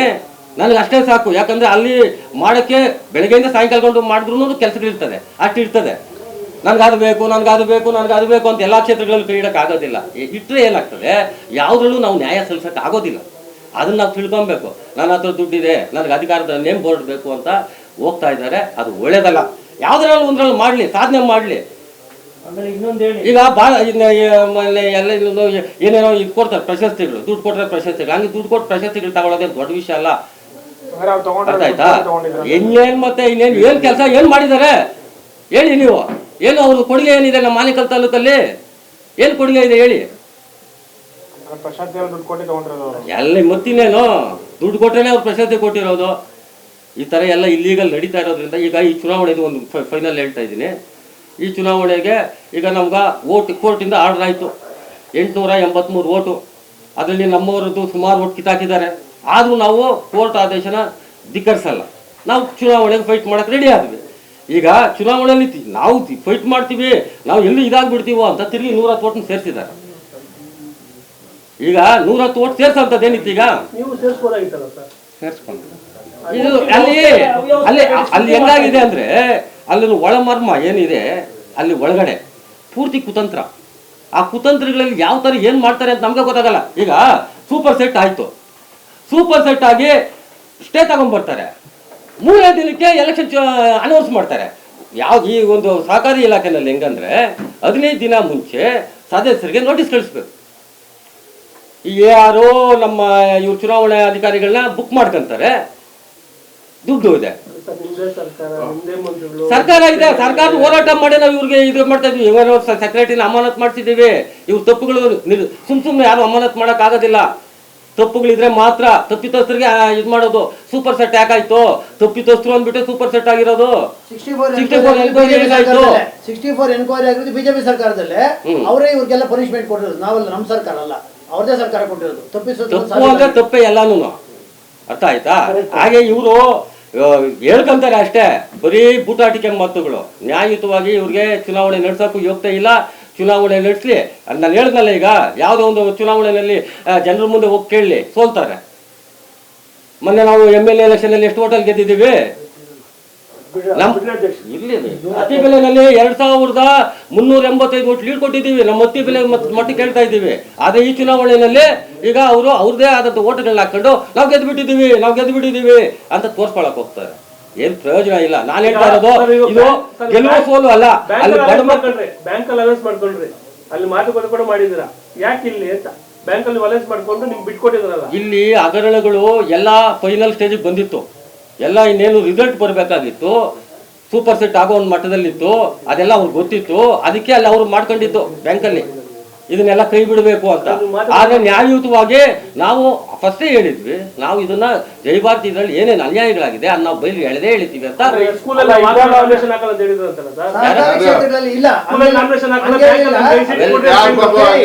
ಸರ್ಕಾರಿ ಕ್ಷೇತ್ರಗಳಲ್ಲಿ ಚುನಾವಣೆ ನಡೆಸೋದು ಸೂಕ್ತ ಅಲ್ಲ. ಅದು ಒಂದು ಬ್ಯಾಂಕ್ ಎಲೆಕ್ಷನ್ ಯಾಕೆ ಫೈಟ್ ಮಾಡಿದ್ರೆ ನೀವು? ಯಾಕೆ ಬ್ಯಾಂಕ್ ಎಲೆಕ್ಷನ್ ನಾವು ಇಬ್ರು ಚುನಾವಣೆ ನಡೆಸೋದು ಬೇಡ ಅಂತ ತೀರ್ಮಾನ ಮಾಡಿದ್ದು. ಸ್ಕೂಲ್ದೇ ನಾವು ಆತರ ಹೇಳಿಲ್ಲ. ಸ್ಕೂಲ್ ಎಲೆಕ್ಷನ್ ಮಾಡಬೇಡ, ಮ್ಯೂಚುವಲ್ ಮಾಡೋಣ ಅಂತ ಹೇಳಿದ್ವಿ. ಇವಾಗ ಅವ್ರು ಒಪ್ತಾ ಇಲ್ಲ, ಅದ್ ಕೇಳಿಲ್ಲ. ನಾವು ಸ್ಕೂಲ್ ಅಲ್ಲಿ ಭ್ರಷ್ಟಾಚಾರ ನಡೆದಿದೆ, ಅದ್ಮೇಲೆ ಫೈಟ್ ಮಾಡ್ತಾ ಇದ್ದೀವಿ ಹೊರತು ನಾವು ಚುನಾವಣೆ ನಿಲ್ಲಿಸಬೇಕಂತ ಯಾವತ್ತು ಓಡಾಡಿಲ್ಲ. ಭ್ರಷ್ಟಾಚಾರ ಬಗ್ಗೆ ಓಡಾಡ್ತಾ ಇದೀವಿ ಅಷ್ಟೇ. ಎನ್ಕ್ವೈರಿ ಆಗಿರೋದು ಯಾವಾಗ? 64 ಎನ್ಕ್ವೈರಿ ಆಗಿದ್ದು ಯಾವಾಗ? ನಮ್ಮ ಸರ್ಕಾರ ಆಯ್ತಾ? BJP ಸರ್ಕಾರ ಇದ್ದಾಗ ಆಗಿದ್ದಲ್ವಾ? ಪ್ರೂವ್ ಆಗಿದೆ. ಅವ್ರು ತಪ್ಪಿದಸ್ಥರು ಎಲ್ಲ ಟೀಮ್ ಎಲ್ಲ ತಪ್ಪಿದಸ್ಥರು ಪ್ರೂವ್ ಆಗಿದೆ. ಸಸ್ಪೆಂಡ್ ಆಗಿದ್ದಾರೆ ಕಾರ್ಯದರ್ಶಿ. ಈಗ ಅವರೆಲ್ಲ ಸ್ಟೇನಲ್ಲಿ ಇದ್ದಾರೆ ಅಷ್ಟೇ. ತಿರುಗಿ ನಾವು ಸ್ಟೇ ವೇಕೇಟ್ ಮಾಡಿದ್ರೆ ತಿರುಗಿ ಅವ್ರು ಹೋಗ್ತಾರೆ. ಅವ್ರೇನು ಅನ್ಕೊಂಡ್ಬಿಟ್ಟಿದ್ದಾರೆ, ಈಗೆಲ್ಲ ಚುನಾವಣೆಯಲ್ಲಿ ಅನ್ನೋ ಒಂದು ಇದರಿಂದ ಮಾತ್ರ ಆಟ ಆಡ್ತಾ ಇದ್ದಾರೆ. ಅದು ಯಾವುದು ನಡೆಯಲ್ಲ. ಕಾನೂನು ಮುಂದೆ ಯಾವ್ದು ನಡೆಯಲ್ಲ. ನಾವು ಕಾನೂನು ಹೋರಾಟ ಮಾಡ್ತೀವಿ. ಆದ್ರಿಂದ ಅವ್ರಿಗೆ ಏನ್ ಶಿಕ್ಷೆ ಕೊಡಿಸ್ಬೇಕು ಅದು ಖಂಡಿತವಾಗಿ ಕೊಡ್ತೀವಿ. ಅದನ್ನಂತೂ ಬಿಡೋ ಪ್ರಶ್ನೆನೇ ಇಲ್ಲ. ಒಂದ್ ನಿಮಿಷ ನೋಡು, ಬಿಜೆಪಿಯರ ಬಂದಿದ್ದು ನಮ್ಮ ಹತ್ರಗೆ, ಬಿಜೆಪಿಯರು ಬಂದು ನಮ್ಮ ಅಧ್ಯಕ್ಷನ ಇಟ್ಕೊಂಡು ನಾವು ಇನ್ನೊಂದು ಮಾಡ್ಕೊಳ್ಳೋಣ ಸ್ಕೂಲ್ ಅಂತ ನಮ್ಮ ಅಧ್ಯಕ್ಷಕ್ಕೆಲ್ಲ ನಾವು ಹೇಳ್ಕೊಳ್ತೀವಿ. ಯಾವುದೇ ಕಾರಣಕ್ಕೂ ಕೂಡ ಸ್ಕೂಲ್ದು ನಾವು ರಾಜಿ ಆಗಲ್ಲ. ಸ್ಕೂಲ್ದು ಭ್ರಷ್ಟಾಚಾರ ಐತೆ, ತುಂಬಾ ತುಡ್ಕಾಡಿದೆ, ಅದನ್ನ ನಾವು ಕಳಿಸ್ತೀವಿ. ನೀವು ಬೇಕಾದ್ರೆ ಮಾಡ್ಕೊಂಡು ಆವಾಗಲೇ ಹೇಳಿದಿರಿ. ಆಡಿನಪ್ಪನ ನಮ್ಮ ಹತ್ರ ಪ್ರಶ್ನೆ ಮಾಡಿದ್ದಾರೆ, ನಾವು ಸ್ಕೂಲ್ ಬಿಡಲ್ಲ. ಸ್ಕೂಲ್ದು ಯಾಕೆ ಬಿಡಲ್ಲ ಅಂದ್ರೆ ಅದನ್ನ ಭ್ರಷ್ಟಾಚಾರ ಎಲ್ಲೂ ಇಲ್ಲ, ಎಲ್ಲ ಭ್ರಷ್ಟರೇ ಇರೋದು. ಅವ್ನ ನಟರಾಜನ ಆಟನ ಆಡ. ಈಗ ನೋಡಿ, ಈಗ 110 ಓಟ್ ತಗೊಂಡ್ಬಂದಿದಲ್ಲ, ಅದನ್ನ ಯಾರು ಊರವ್ರು ಒಂದು 10-15 ಜನ ಬಿಟ್ಟರೆ ಅವ್ರು ಯಾರು ಅಂತ ಗೊತ್ತಿಲ್ಲ. ಜೊತೆಗೆ ಅಲ್ಲಿ ಕೋಪರೇಟ್ ಆಕ್ಟ್ ಅಲ್ಲಿ ಇರೋ ಎಲ್ಲ ಐಎಕ್ ಮುಂಡ್ಯ ಮಕ್ಕಳನ್ನ ಎಲ್ಲ ದುಡ್ಡು IAR DR ಅವರೆಲ್ಲ ಇದ್ದಾರಲ್ಲ ಅಡ್ಮಿನಿಸ್ಟ್ರೇಟರ್, ದುಡ್ಡು ಕೊಟ್ರೆ ಸಾಕು. ಅವ್ರಿಗೆ ದುಡ್ಡು ಕೊಟ್ರೆ ಹೆಂಗಂದ್ರೆ ಬದಲಾವಣೆ ಮಾಡ್ಕೊತಾರೆ. ನಾನು ಒಂದು 4 ಟೈಮ್ ಹೋಗಿದ್ದೆ ಅಲ್ಲಿಗೆ ಕೋಪರೇಟಿವ್ ಇದಕ್ಕೆ. ಅಲ್ಲಿ ಪ್ರಶ್ನೆ ಮಾಡಿದೆ, ದುಡ್ಡು ಕೊಟ್ರೆ ನೋಡಿ. ಇವಾಗ ಪ್ರಾಮಾಣಿಕವಾಗಿದ್ರೆ ಇವರು ಎಲೆಕ್ಷನ್ ನಡೆಸೋರು, ಯಾವುದೇ ಪಾರ್ಟಿ ಆಗಲಿ, ಒಂದು ಸಂಸ್ಥೆ ಅದು, ಆ ಸಂಸ್ಥೆಗೆ ಒಳ್ಳೆತನ ಇದು ಮಾಡ್ಬೇಕಂದ್ರೆ ಯಾರನ್ನಾಗಲಿ ಒಬ್ಬೊಬ್ರು 7 ಲಕ್ಷ ಕೊಟ್ಬಿಟ್ಟು ನೀವು ನಿಲ್ರಿ ಅಂತ ಕೇಳ್ತಾರ?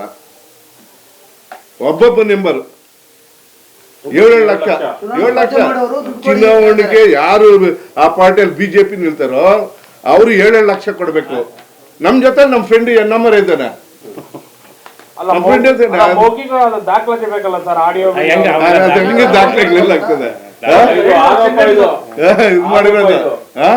ಆರೋಪ ಇಲ್ಲ, ನಿಜ ನೋಡಿ. ಆಮೇಲೆ ಇನ್ನೊಂದು ನೋಡಿ, ನಮ್ಗೆ ನಾನು ಶಂಕರೆಡ್ಡಿ, ಮಾರಪ್ಪ, ವೇಣು, ನಾವೊಂದಷ್ಟು ಜನ ಹೈಕೋರ್ಟ್ ಅಲ್ಲಿ ರಿಟ್ ಪಿಟಿಷನ್ ಹಾಕಿದಿರಿ.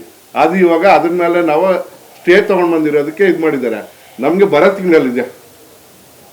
ತಿಂಗಳಲ್ಲಿದೆ, ಅದನ್ನ ಸ್ಟೇ ವ್ಯಾಕೇಟ್ ಮಾಡೋದಕ್ಕೆ ನಾವು ಎಂಟ್ರಿ ಆಗ್ತಾ ಇದ್ದೀರಿ. ನಾವು ಯಾಕೆ ಇದು ಮಾಡ್ತಾ ಇದ್ದೀವಿ ನೇರವಾಗ್ಲೇ ಇರ್ತದೆ. ಅದನ್ನ ವ್ಯಾಕೇಟ್ ಮಾಡೋರ್ಗೆ ನಾವು ಬಿಡಲ್ಲ. ಅದಕ್ಕೆ ಅವ್ರನ್ನು ಕೂಡ ಅದನ್ನ ಯಾರೋ ಸೆಕ್ರೆಟರಿ ಮೂಲಕವಾಗಿ ಆಪರೇಟ್ ಮಾಡ್ಕೊಳ್ಳಿ. ಯಾಕಂದ್ರೆ ಈಗ ಸ್ಕೂಲ್ದು ಇದೆಯಲ್ಲ, ಏನೋ ಜಮೀನುಗಳದು ಇದೆಲ್ಲ ಬರ್ತಾ ಇದೆಯಲ್ಲ ಹೊರಗಡೆ. ನೀವು ಕೇಳಿದ್ರಿ ಏನಂತ ಸರ್, ಆ ದಾಖಲಾತಿ ಬೇಕು ನಿಮ್ಗೆ, 18 ಲಕ್ಷ ಕೊಟ್ಟಿರಂತ. ಆ ಸಂಸ್ಥೆಗೆ ಕೊಟ್ಟಿದ್ದಾರಲ್ಲ, ಆ ಸಂಸ್ಥೆಗೆ ಕೊಟ್ಟಿರೋದು ನೀವೇ ಕೇಳಿ ಅವ್ರನ್ನ. ಸರ್ ನೀವು 18 ಲಕ್ಷ ಕೊಡ್ತಾ ಇದ್ರಂತೆ, ಓಚರ್ ಕೊಡಿ ಅಂತ ಗೊತ್ತಾಗ್ತೈತಲ್ಲ. ಅದನ್ನ ಸುಳ್ಳು ಪುಳ್ಳು ಯಾರು ಹೇಳಕ್ಕಾಗಲ್ಲ. ಅದಕ್ಕೆ ಅಲ್ಲಿ ನಿಮ್ಗೆ ಸಿಗ್ತೈತೆ. ಮತದಾರ ಸ್ನೇಹಿತರೆ, ಈ ಜೈ ಭಾರತಿ ಕೋಆಪರೇಟಿವ್ ಸೊಸೈಟಿಲಿ ನಮ್ಮ ಅಭ್ಯರ್ಥಿಗಳಾದಂತ 7 ಜನ ಸ್ಪರ್ಧೆ ಮಾಡಿದ್ದಾರೆ. ಈ 7 ಜನಗೆ ಭ್ರಷ್ಟಾಚಾರನ ಹೊರತು ಪ್ರಾಮಾಣಿಕವಾಗಿ ಕೆಲಸ ಮಾಡೋರ್ಗೆ, ಪ್ರಾಮಾಣಿಕವಾಗಿ ಇರ್ಬೇಕಂತವ್ರಿಗೆ, ಮತದಾರರನ್ನ ಕೈ ಎತ್ತಿ ನಿಮ್ ಪಾದಗಳಿಗೆ ಕೇಳಿ ನಮಸ್ಕಾರ ಮಾಡಿ ನಮ್ಮ ಏನು ನಮ್ಮ ಕಾಂಗ್ರೆಸ್ ಪಾರ್ಟಿನಿಕ 7 ಜನ ಅಭ್ಯರ್ಥಿಗಳಿದ್ದಾರೆ, ಅವರಿಗೆ ಪ್ರಾಮಾಣಿಕವಾಗಿರ್ತಾರೆ, ಆ ಸಂಸ್ಥೆನ ಉಳಿಸ್ಕೊಳ್ತಾರೆ, ಆ ಸಂಸ್ಥೆ ಪರವಾಗಿ ಹೋರಾಟ ಮಾಡ್ತಾರೆ. ನಿಜವಾಗ್ಲೂ ಇಂಥವ್ರಿಗೆ ಮತದಾರನ ಕೊಟ್ಟು ಇವ್ರನ್ನ ಜಯಿಸಿ ಮಾಡ್ಬೇಕಂತ ಮೀಡಿಯಾ ಮೂಲಕವಾಗಿ ನಾನು ಮನವಿ ಮಾಡ್ಕೊಳ್ತೇನೆ. ನಮಸ್ಕಾರ ಹೇಳ್ಕೊಡ್ತಾ, ಈಗ ಚುನಾವಣೆ ಬಂದಿದೆ, ಜೈ ಭಾರತಿ ಸ್ಕೂಲು ಚುನಾವಣೆ ಬಂದಿದೆ. ದಯವಿಟ್ಟು ನಮ್ಮ ಅಭ್ಯರ್ಥಿಗಳು ಆ ಸ್ಕೂಲ್ ಉಳಿಬೇಕಂದ್ರೆ ದಯವಿಟ್ಟು ಈ ಅಭ್ಯರ್ಥಿಗಳಿಗೆ ಮತ ನೀಡಬೇಕು, ಇಲ್ಲ ಅಂದ್ರೆ ಹಾಳಾಗೋಗ್ತದೆ. ಬೇರೆಯವ್ರಿಗೆ ಒಂದು ಮತ ಕೊಟ್ರೆ ಆ ಸ್ಕೂಲು ಸಂಸ್ಥೆ ಹಾಳಾಗೋಗ್ತದೆ. ಏಕೆಂದ್ರೆ ಅಲ್ಲಿ ನಮ್ಮ ಆಂಜನಪ್ಪ ಇರೋದು, ಆತನ ಸಹಕಾರ ರತ್ನ ಯಾಕೆ ಕೊಟ್ರೆ ಗೊತ್ತಿಲ್ಲ ಆತನಿಗೆ. ಅದನ್ನ ಒಳ್ಳೇದಕ್ಕೆ ಕೊಟ್ರೆ ಕೆಟ್ಟದಕ್ಕೆ ಕೊಟ್ರೆ ಗೊತ್ತಿಲ್ಲ ನಮಗೆ. ಅವ್ರನ್ನ ಕೇಳ್ಬೇಕು, ಕೊಟ್ಟಿರೋನ್ ಕೇಳಬೇಕು. ಒಳ್ಳೇದಕ್ಕೆ ಒಳ್ಳೇದಕ್ಕಂದ್ರೂ ಅದನ್ನ ತಗೊಂಡಿಲ್ಲ. ದಯವಿಟ್ಟು ಆತನು ಅಕ್ರಮ, ಜಾಸ್ತಿ ಅಕ್ರಮ, ಸಹಕಾರಿ ಕ್ಷೇತ್ರದಲ್ಲೇ ಅಕ್ರಮ ಅಂದರೆ ನಂಬರ್ 1 ಪರ್ಸನ್ ಆತನೇ. ಸಹಕಾರಿ ಕ್ಷೇತ್ರದಲ್ಲೇ ಕರ್ನಾಟಕದಲ್ಲಿ, ಈಗ ಕರ್ನಾಟಕದಲ್ಲಿ ಅಕ್ರಮ ಯಾರನ್ನ ಒಂದು ಇದಿದ್ರೆ ವ್ಯಕ್ತಿ ಇದ್ದಾರೆ ಅಂದರೆ ನಮ್ಮ ಆಂಜನಪ್ಪನವ್ರೆ. ಅದನ್ನ ನಮ್ಮ ಭಾವನೆ ಇರ್ಬೋದು. ಸಹಕಾರ ಕ್ಷೇತ್ರದಲ್ಲಿ ಮಾತ್ರ ಆತನ ಅಕ್ರಮದ ಮೀರಿಸಲ್ಲಿ ಯಾರು ಬರಲ್ಲ. ಯಾಕಂದ್ರೆ ಗೊತ್ತು ಆತನಿಗೆ, ಕುಡಿದು ಹರಿದ್ಬಿಟ್ಟು ನೀರು ಕುಡಿದ್ಬಿಟ್ಟಾನೆ ಸಹಕಾರ ಕ್ಷೇತ್ರನ. ಎಲ್ಲ ದುಡ್ಡಲ್ಲಿ ಆತನ ಆಟ ಆಡ್ತಾನೆ. ನಮ್ಮ ಹತ್ರ ನಡೆಯಲ್ಲ, ದುಡ್ಡಲ್ಲಿ ಆಟ ಆಡಿಸ್ತಾನೆ ಆತನ. ದುಡ್ಡಿಂದ ಆತನ ದುಡ್ಡು ಮದ ಆತನಿಗೆ ಮಾಡ್ತಾ ಇದ್ದಾವೆ ನಾವು. ಯಾವುದೇ ಪಂಚಾಯತಿಗಳಲ್ಲಿ ತಾಲೂಕ್ ಪಂಚಾಯತ್, ಜಿಲ್ಲಾ ಪಂಚಾಯತ್ ಆತನ ಬಿಟ್ಟಿರಲಿಲ್ಲ. ಮೊನ್ನೆ ನನ್ನ ಮೇಲೇನೆ ಅಕ್ರಮವಾಗಿ ಗೆದ್ದಿದ್ದು. ಮನೆಗೆ ಬಂದ್ಬಿಟ್ಟು ದೇವ್ರ ಫೋಟೋ, ಕ್ಯಾಲೆಂಡರ್ ಫೋಟೋ ಹತ್ರ ಇಟ್ಕೊಂಡು ಯಾರಿಗೂ ಕಾಸು ಕೊಡೋದು ಬೇಡ ನಾವು, ನೀನು ಹಂಗೆ ಕೇಳಿದ್ ನನಗೆ ಕೇಳ್ತೀನಿ ಅಂದ್ಬಿಟ್ಟು ಬೆಳಗ್ಗೆ ಹೋಗಿ ಗಂಡ ಹೆಂಡತಿ ಇಬ್ರು 5,000 ಕೊಟ್ಟಾರೆ ಓಟಿಗೆ. ನಾವು ಕೊಡಿಲ್ಲ ಕಾಸು. ಅದು ಅಕ್ರಮ. ಅದು ಅಂದ್ರೆ ಅದಕ್ಕೆ ಆ ಸಹಕಾರ ರತ್ನ ಕೊಟ್ಟಿರೋ. ದಯವಿಟ್ಟು ಆ ವಾಪಸ್ ಗೌರ್ಮೆಂಟ್ ಅವರು ಅದನ್ನ ವಾಪಸ್ ತಗೊಂಡ್ಬಿಟ್ರೆ ಒಳ್ಳೇದು. ಆಗ ಪ್ರಶಸ್ತಿಗೆ ಗೌರವ ಉಳಿತದೆ. ಅದನ್ನ ಸಹಕಾರ ರತ್ನ ವಾಪಸ್ ತಗೊಂಡ್ರೆ ಆ ಗೌರವ ಸಹಕಾರ ಪ್ರಶಸ್ತಿಗೆ ಉಳಿಯುತ್ತದೆ. ದಯವಿಟ್ಟು ಇನ್ನು ಸ್ಕೂಲಲ್ಲಿ ಈ ನಟರಾಜನು ನಮ್ಮ ಆಂಜನಪ್ಪ ಬಂದ ಮೇಲೆ ಅಕ್ರಮಗಳು ಜಾಸ್ತಿ ಆಗ್ಬಿಟ್ಟವೆ. ಸ್ಕೂಲ್ ಸಹಕಾರ ಜೈ ಭಾರತಿನಲ್ಲಿ ಮೊದಲಿಂದ ಒಂಥರ ನಡ್ಕೊಂಡ್ ಬರ್ತಾ ಇತ್ತು. ನಾವೆಲ್ಲ ಓದಿದ್ದೀವಿ ಸ್ಕೂಲಲ್ಲಿ. ಮೊದಲು ಸ್ಕೂಲ್ಗೆ ಹೋದ್ರೆ ಕೈ ಮುಗಿದು ಒಳಗೆ ಹೋಗ್ಬೇಕಾಗಿತ್ತು. ಈಗ ಬೈದಿಂದ ಹೋಗ್ಬೇಕು ಸ್ಕೂಲ್ ಒಳಗಡೆ, ಆಂಜನಪ್ಪ ಇದ್ದಾನೆ ಅಂತ. ಯಾಕಂದ್ರೆ ಆತ ವಿಷಕ್ರಿಮಿ ಆಗ್ತಾನೆ. ದಯವಿಟ್ಟು ನಾವು ಆಂಜನಪ್ಪನ ಮಾತು ಬಲೆ ಚೆನ್ನಾಗಿ ಮಾತಾಡ್ತಾನೆ ಎಲ್ಲರ ಹತ್ರ. ಏನ್ ತಿಂಟಾನ ಕಾಸ್ಲು, ತಿಂಟಾನ ಕಾಸ್ಲು. ನಿನಗೆ ತಾಕತ್ತಿದ್ರೆ ಆ ಇದು ಸ್ಕೂಲಿಗೆ ಕೊಟ್ರೆ ಜಾಗನ ಪಬ್ಲಿಕಲ್ಲಿ ಹರಾಜ್ ಹಾಕೋ. ಇವಾಗ ಆಗಾಕು. ಯಾಕೆ ಬೇರೆಯವ್ರ ಹತ್ರ ನಾವು ದುಡ್ಡು ಕೇಳ್ಬೇಕು? ಹೋಗಿ ಸ್ಕೂಲ್ಗೆ ಸಾಯಿ ಕೇಳ್ಬೇಕು. ಯಾಕೋ ಕೇಳಬೇಕು? ಆ ದೇವರನ್ನು ಕರೆಸ್ಬಿಟ್ಟು ಇಷ್ಟು ಕೊಡಪ್ಪ ನಮ್ಗೆ ಬಾಡಿಗಿಲ್ಲ ಅಂದ್ರೆ ನಾವು ಕೊಡಲ್ಲ ಅಂತ ಹೇಳಿ. ಈಗಲೂ 5 ಲಕ್ಷ ಕೊಡ್ಬೋದು ಒಂದು ಎಕರೆಗೆ. ಬರೀ 40,000 ತಗೊಂಡ್ಬಿಟ್ಟು ನಾನು ನೇಂತ ದುಡ್ಡು ತಿನ್ನಲ್ದು ಅಂದರೆ ಮಿಕ್ಕಿದ್ದೆಲ್ಲ ದುಡ್ಡು ಅದೊಂದು. ಆಮೇಲೆ 5 ಲಕ್ಷ ನಾನು ಮೊನ್ನೆ ಇದರಲ್ಲಿ ಇದು ಜನರಲ್ ಬಾಡಿ ಮೀಟಿಂಗ್ ಕೇಳಿದ್ರು, ಏನು ಖರ್ಚು ಮಾಡಿದ್ದೀರಿ ಅಂತ. ಅದು ಇದು ಅಂತ ಕೈಗಳು ತಿರುಗಿಬಿಟ್ರು, ನನ್ನ ಮಾಡಿಸ್ಬಿಟ್ರು, ಗಲಾಟೆಗಳು ಮಾಡಿಬಿಟ್ರು. 5 ಲಕ್ಷ ಖರ್ಚಿನ ಅದನ್ನ ಫೀಲ್ಡ್ಗೆ ಖರ್ಚು ಮಾಡಿದ್ದಾರೆ. ಆಮೇಲೆ ಇನ್ನು ವೋಟರ್ ಲಿಸ್ಟು, ಇನ್ನು ನಮ್ಮ ಸ್ಕೂಲಲ್ಲಿ ಓದಿರೋರು ಮಾತ್ರ ವೋಟರ್ ಲಿಸ್ಟ್ ಅಂತ ಇರಬೇಕು ಹಳ್ಳಿಗಳು. ಅದರಲ್ಲಿ ಒಂದು 20% ಮಾತ್ರ ಓದಿರೋರು ಇದ್ದಾರೆ. ಮಿಕ್ಕ ಎಲ್ಲ ಒಂದು ನಟರಾಜನ ಕುಂಭಕ್ಕೆ ಎಲ್ಲ ತಮಿಳ್ನಾಡಿಂದ, ವಿಡಿಯೋಕಾನಿಂದ ಎಲ್ಲರೂ ಸೇರಿಸ್ಕೊಂಡ್ಬಿಟ್ಟು ಅಕ್ರಮ ವೋಟರ್ ಲಿಸ್ಟ್ ಮಾಡಿ ಗೆಲ್ತಾ ಇರೋದು ಅವರು. ಇವಾಗ ಅವ್ರ ಗಂಡು ಮಕ್ಕಳಾದ್ರೆ ಒಳ್ಳೆ ವೋಟರ್ ಲಿಸ್ಟ್ ಮಾಡಿ ಓದಿರೋರೇ ಅಲ್ಲಿ ಇದ್ದು ವೋಟ್ ಹಾಕಿದ್ರೆ ಅವ್ರು ಒಂದು ಸೀಟು ಗೆಲ್ಲಲ್ಲ. ಇವಾಗ್ಲೂ ಮೊನ್ನೆ ಮೀಟಿಂಗ್ ನಡೆದಿದೆ ಬಿಜೆಪಿ ಅವ್ರದ್ದೆ. ಒಬ್ಬ ಕ್ಯಾಂಡಿಡೇಟ್ 7 ಲಕ್ಷ ಹಾಕ್ಬೇಕಂತೆ. 7 ಲಕ್ಷ ಆಗ್ಬೇಕು, 5 ವರ್ಷ ಆಂಜನಪ್ಪನೇ ಪ್ರೆಸಿಡೆಂಟ್ ಆಗಿರ್ಬೇಕು. ಯಾಕೆಂದ್ರೆ ಕೋರ್ಟ್ ಕೇಸು ಅದು ಎಲ್ಲ ಇದೆ, ಮಿಕ್ಕ ನಾನು ನೋಡ್ಕೊತೀನಿ ಅಂತ ಅಲ್ಲಿ ಮಾತುಕತೆ ಆಗಿ ಈಗ ಎಲೆಕ್ಷನ್ ನಡೀತಾ ಇರೋದು. ದಯವಿಟ್ಟು ಈಗ ಶಿಕ್ಷಣ ಸಂಸ್ಥೆಯಲ್ಲಿ ಕೂಡ ಈಗ ರಾಜಕೀಯ ಪಡ್ಕೊಂಡಿದೆ. ಈಗ ಮುಂದೆ ಹೆಂಗ್ ನಡೆಯುತ್ತೆ ಅನ್ನೋದು.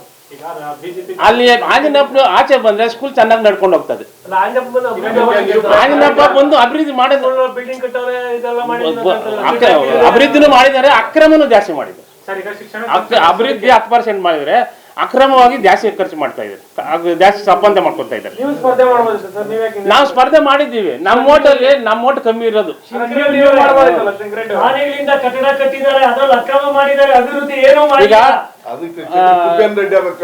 ಈಗ ಮೊದಲು ಅವ್ರು ಡೈರಿನಾಗ ಮೆಂಬರ್ ಆಗಿ ಹೋಗ್ತಾರೆ. ಅದನ್ನ ನಮ್ಮ ಕಾಂಗ್ರೆಸ್ ಅವ್ರು ನಾನು ಬೈಕೋತೀನಿ. ಯಾಕೆಂದ್ರೆ ಡೈರೆಕ್ಟ್ ಆಗಿ ಕೇಳಿದೆ ಆರ್ ಕೆ ಅಧ್ಯಕ್ಷರಾಗಿದ್ದಾಗ ಆರ್ ಕೆ ರಮೇಶ್ ಅವರು ಬಸ್ ಸ್ಟಾಪ್ ಹತ್ರ ಒಂದು ಬಿಲ್ಡಿಂಗ್ ಇದು ಬಸ್ ಸ್ಟಾಪ್ ಕಟ್ಟಬೇಕು ಅಂದ್ವಿ. ಅದನ್ನ ಕೊಡಿಲ್ಲ. ಖಾಲಿ ಡೈರೆಕ್ಟ್ರು ಏನು ಫಂಡ್ ತಂದು ನಮ್ಗೆ ಮುಂಚೆ ಕಟ್ಬಿಟ್ಟ. ಅಧ್ಯಕ್ಷನಾಗಿರೋದು ನಮ್ಗೆ ₹1 ಕೊಟ್ಟಿಲ್ಲ. ಬೊಮ್ಮಲ್ ಟ್ರಸ್ಟಿಂದ ಬಂದು ಬೊಮ್ಮಲ್ನ ಚಿಕ್ಕದಾಗಿ ಬೂತ್ಕಂಡು ಎತ್ಕೊಂಡು ನೋಡ್ಕೊಬೇಕು. ಬೂತ್ಕಂಡು ಆಂಜನಪ್ಪನ ದೊಡ್ಡ ಫೋಟೋ. ಯಾರ್ದು ದುಡ್ಡು? ಯಾರ್ದೋ ದುಡ್ಡು ಯಲ್ಲಮ್ಮನ ಜಾತ್ರೆ, ಬೊಮ್ಮದ ದುಡ್ಡು ಆಂಜನಪ್ಪನ ಹೆಸರು. ಆಮೇಲೆ ನಮ್ಮ ರಾಮಲಿಂಗಾರೆಡ್ಡಿ ಅವರು, ನಮ್ಮ DK ಸುರೇಶ್ ಅವರು, ಈ ಆಂಜನಪ್ಪನ ಫೇವರ್. ನಾವೇನು ಮಾಡೋದು? ಸುಮ್ಮನೆ ಇರಪ್ಪ, ಎಷ್ಟು ದಿನ ಅಂತ ಹೇಳೋದು ನಾವು? ಹೇಳಿ ಸಾಕಾಗೈತೆ. ಅವ್ನು ಬಂದರೆ ಓಡಿಸ್ರಪ್ಪ ಅಂತ. ದಯವಿಟ್ಟು ಅವ್ರಿಗೆ ಸಪೋರ್ಟ್ ಮಾಡಬಾರ್ದು. ದಯವಿಟ್ಟು ನಾನು ಹೇಳ್ತಾ ಇದ್ದೀನಿ, ಮಾಧ್ಯಮದ ಮುಖಾಂತರ ಹೇಳ್ತಾ ಇದ್ದೀನಿ, ನಮ್ಮ DK ಸುರೇಶ್ ಆಗಲಿ ರಾಮಲಿಂಗಾರೆಡ್ಡಿ ಅವರಾಗಲಿ ಸಪೋರ್ಟ್ ಮಾಡಬಾರ್ದಪ್ಪ ಅವ್ರಿಗೆ.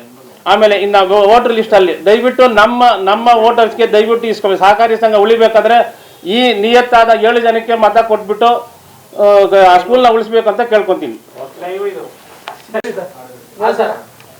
ಮೊದಲನೇದಾಗಿ ನಮ್ಮ ಆನೇಕಲ್ ತಾಲೂಕಿನ ಸಮಸ್ತ ಜನತೆಗೆ ಹನುಮ ಜಯಂತಿಯ ಶುಭಾಶಯಗಳು. ಹಾಗೆ ಬಂದಿರತಕ್ಕಂಥ ತಮ್ಮೆಲ್ಲರಿಗೂ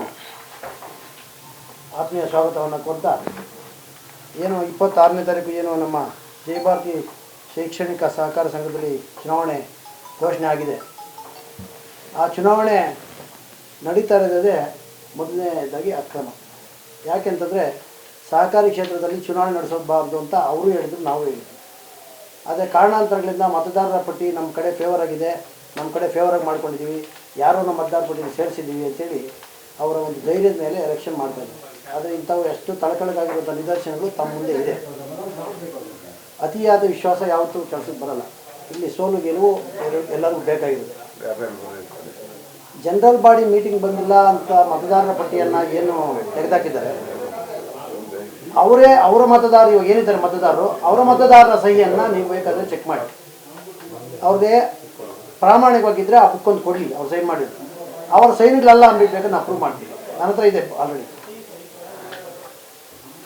ಅವರು ಬೇಕಾಗಿರೋವು ಜನರಲ್ ಬಾಡಿ ಮೀಟಿಂಗಲ್ಲಿ ಸೈನ್ ಹಾಕ್ಕೊಂಡು, ಅವರೇ ಸೈನ್ ಹಾಕ್ಕೊಂಡು ಅವರ ಮತವನ್ನು ಪುರಸ್ಕೃತ ಮಾಡ್ಕೊಂಡಿದ್ದಾರೆ.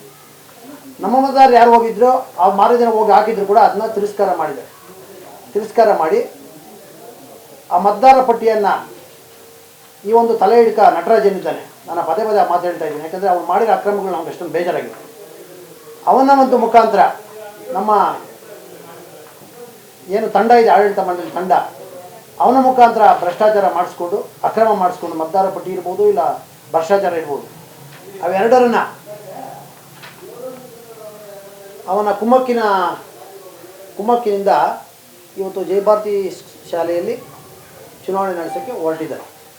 ನಾವು ಚುನಾವಣೆಯನ್ನು ಸ್ವಾಗತ ಮಾಡ್ತೀವಿ. ಯಾಕೆ ಅಂತಂದರೆ 64 ಎನ್ಕ್ವೈರಿ ಇತ್ತು, ಸೂಪರ್ ಸೀಡ್ ಆಗಿತ್ತು. ಅದು ತನಿಖೆ ನಡೆದಿದ್ದು ಅವ್ರದ್ದೇ ಸರ್ಕಾರ ಇದ್ದಾಗ ಅವ್ರು ತಪ್ಪಿಸೋದ್ರಲ್ಲಿ ಸಾಬೀತಾಗಿತ್ತು. ಅದನ್ನು ತಾತ್ಕಾಲಿಕ ತಡೆಯೋಕ್ಕೆ ತಂದು ಒಂದು ಸಲ ಕ್ಯಾಲೆಂಡರ್ ಆಫ್ ಈವೆಂಟ್ಸ್ ಆದಮೇಲೆ ಚುನಾವಣೆ ಮುಂದೂಡೋಕ್ಕೆ ಬರೋಲ್ಲ. ಅದು ಕೋರ್ಟ್ಗೂ ಗೊತ್ತು, ತಮ್ಮೆಲ್ಲರೂ ಮಾಧ್ಯಮದವ್ರಿಗೂ ಗೊತ್ತು, ಒಂದು ಸಂಸ್ಥೆಗೂ ಗೊತ್ತು. ಹೌದು, ಕೋರ್ಟ್ ಏನು ಹೇಳಿದೆ, ಆಯಿತು ಚುನಾವಣೆ ನಡೆಯೋದು ನಡೀಲಿ, ಕ್ಯಾಲೆಂಡರ್ ಆಫ್ ಈವೆಂಟ್ಸ್ ಆಗಿಬಿಟ್ಟಿದೆ, ನಡೀಲಿ, ಮುಂದಿನ ತನಿಖೆ ಮಾಡಿ ತಪ್ಪಿಸಿದ್ರೆ ಅದನ್ನ ಸೂಪರ್ ಸೀಡ್ ಮಾಡೋಣ ಅಂತ ನಮಗೆ ಭರವಸೆ ಕೊಟ್ಟಿದ್ವಿ.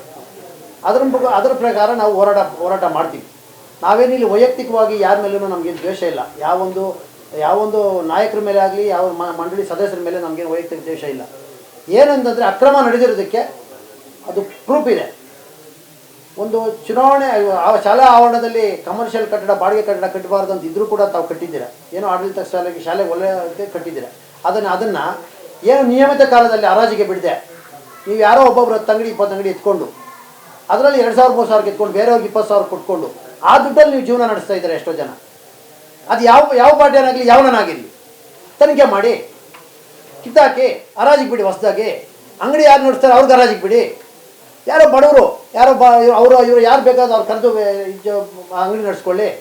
ನೀವು ಅದನ್ನು ಅಡ್ಡ ಮಾಡ್ಕೊಂಡು ಜೀವನ ನಡೆಸ್ತಾ ಇದ್ದೀರಿ ಅಂದರೆ ಇದಕ್ಕಿಂತ ನಾಚಿಕೆಗೇಡು ನಿಮಗೆ ಇನ್ಯಾವುದು ಇಲ್ಲ ಅಂತ ಹೇಳಕ್ಕೆ ನಾನು ಇಷ್ಟಪಡ್ತೀನಿ. ಯಾಕೆ ನಿಮ್ಗೆ ಕಷ್ಟಪಡೋ ಜೀವನ ನಡೆಸೋ ಯೋಗ್ಯತೆ ಇಲ್ಲ ಅಂದ್ಕೊಳ್ತೀನಿ ನಾನು. ಅವು ಯಾವನ ಆಗಿರಲಿ, ನಾನು ಇದ್ದವರು ಅಂತ ಹೆಸರಿಟ್ಟು ಹೇಳಲ್ಲ. ಹರಾಜಿನ ಶಾಲೆಯ ಒಳ್ಳೆಯ ಅಭಿವೃದ್ಧಿ ನೀವು ಕೋರೋದಾದರೆ, ಶಾಲೆಗೆ ಏನಾದರೂ ನೀವು ಒಳ್ಳೇದಾಗಲಿ ಅನ್ನೋದಿದ್ದರೆ ಕೂಡಲೇ ಏನು ಅಂಗಡಿಗಳಿದೆ ಅದನ್ನೆಲ್ಲ ತೆರವುಗೊಳಿಸಿ, ಯಾರು ಹರಾಜು ಪ್ರಕ್ರಿಯೆಯಿಂದ ಹಿಂದಕ್ಕೆ ಹೋಗಿ ಹೊಸದಾಗಿ ಹರಾಜು ಪ್ರಕ್ರಿಯೆ ಮಾಡಿ. ಎಷ್ಟು ವರ್ಷ ಆಗಿದೆ? 2006, 9ರಲ್ಲಿ ಹರಾಜಾಗಿರೋದು.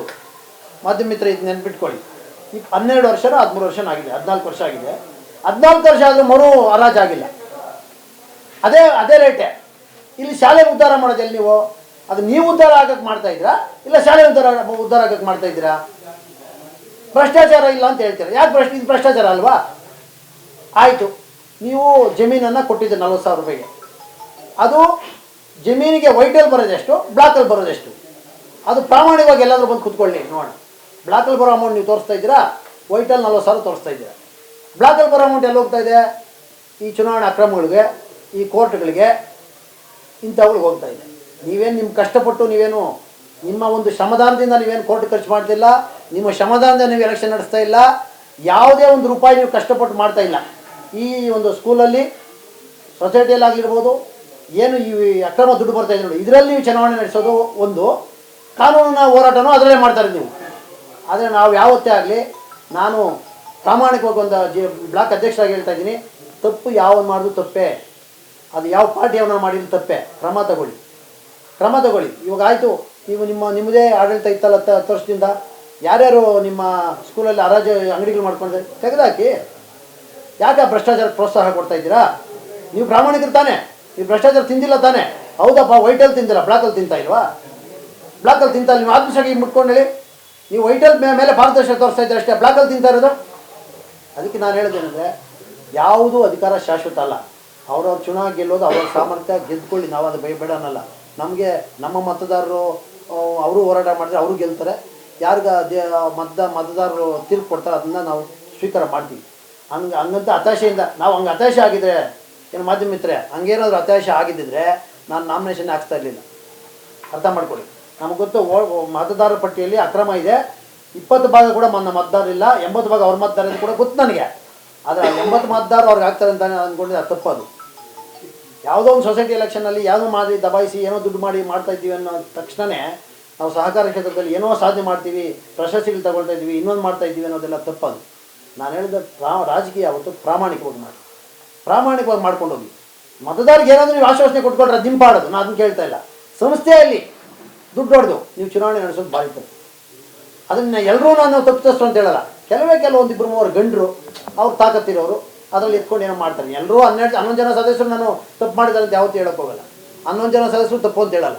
ಆಡಳಿತ ಮಂಡಳಿ ಸೂಪರ್ ಸೀಡ್ ಆಗಿದೆ. ಯಾಕಾಗಿದೆ?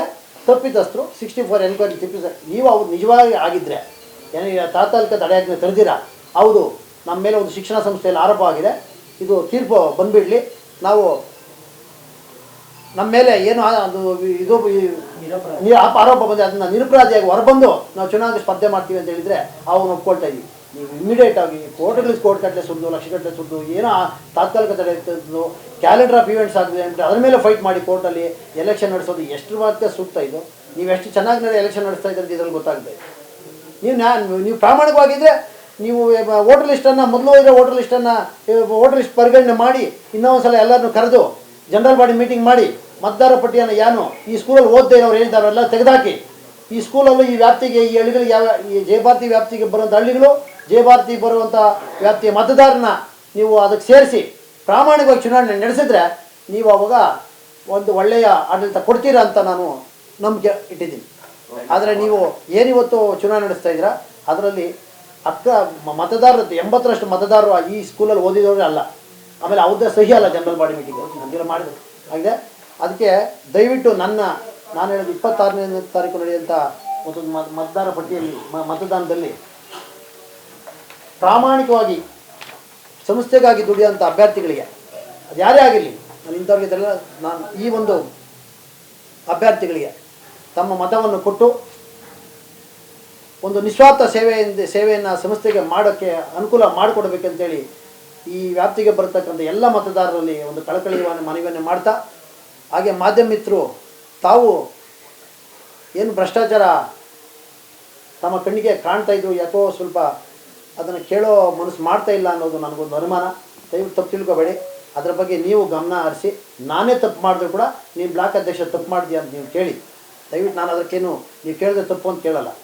ಏನು ಬಾಬು ಅವರೇ ಸಾಗರ್ ಏನಪ್ಪ ಇವೇ ಕೇಳಿರಿ, ತಪ್ಪು ಅಂತೇಳಿ ನನ್ನೇ ಕೇಳಿ. ನೀನು ತಪ್ಪು ಮಾಡಿದ್ಯಪ್ಪ, ಇಂಥ ಅಕ್ರಮ ಮಾಡಿ ನೀನು ಎಲೆಕ್ಷನ್ಗಳಲ್ಲಿ ಓಡಾಡ್ತೆ ಹಿಂಗೆ ಓಡಾಡ್ತೆ ಅಂತ ಕೇಳಿದ್ವಿ. ನನ್ನ ಜೀವನದ ಸಾರ್ವಜನಿಕ ಜೀವನದಲ್ಲಿ ನಾನು 10 ರೂಪಾಯಿ ನನ್ನ ಕಷ್ಟದಲ್ಲಿ ಚುನಾವಣೆ ನಡೆಸ್ತೀನಿ, ನನ್ನ ಕಷ್ಟದಲ್ಲಿ ರಾಜಕೀಯ ಖರ್ಚು ಮಾಡ್ತೀನಿ ಹೊರತು ನಾನು ಯಾವುದೇ ಒಂದು 10 ರೂಪಾಯಿ ಬೇರೆ ಥರ ಸಂಪಾದನೆ ಮಾಡಿದವನಲ್ಲ, ಮಾಡೋದು ಇಲ್ಲ.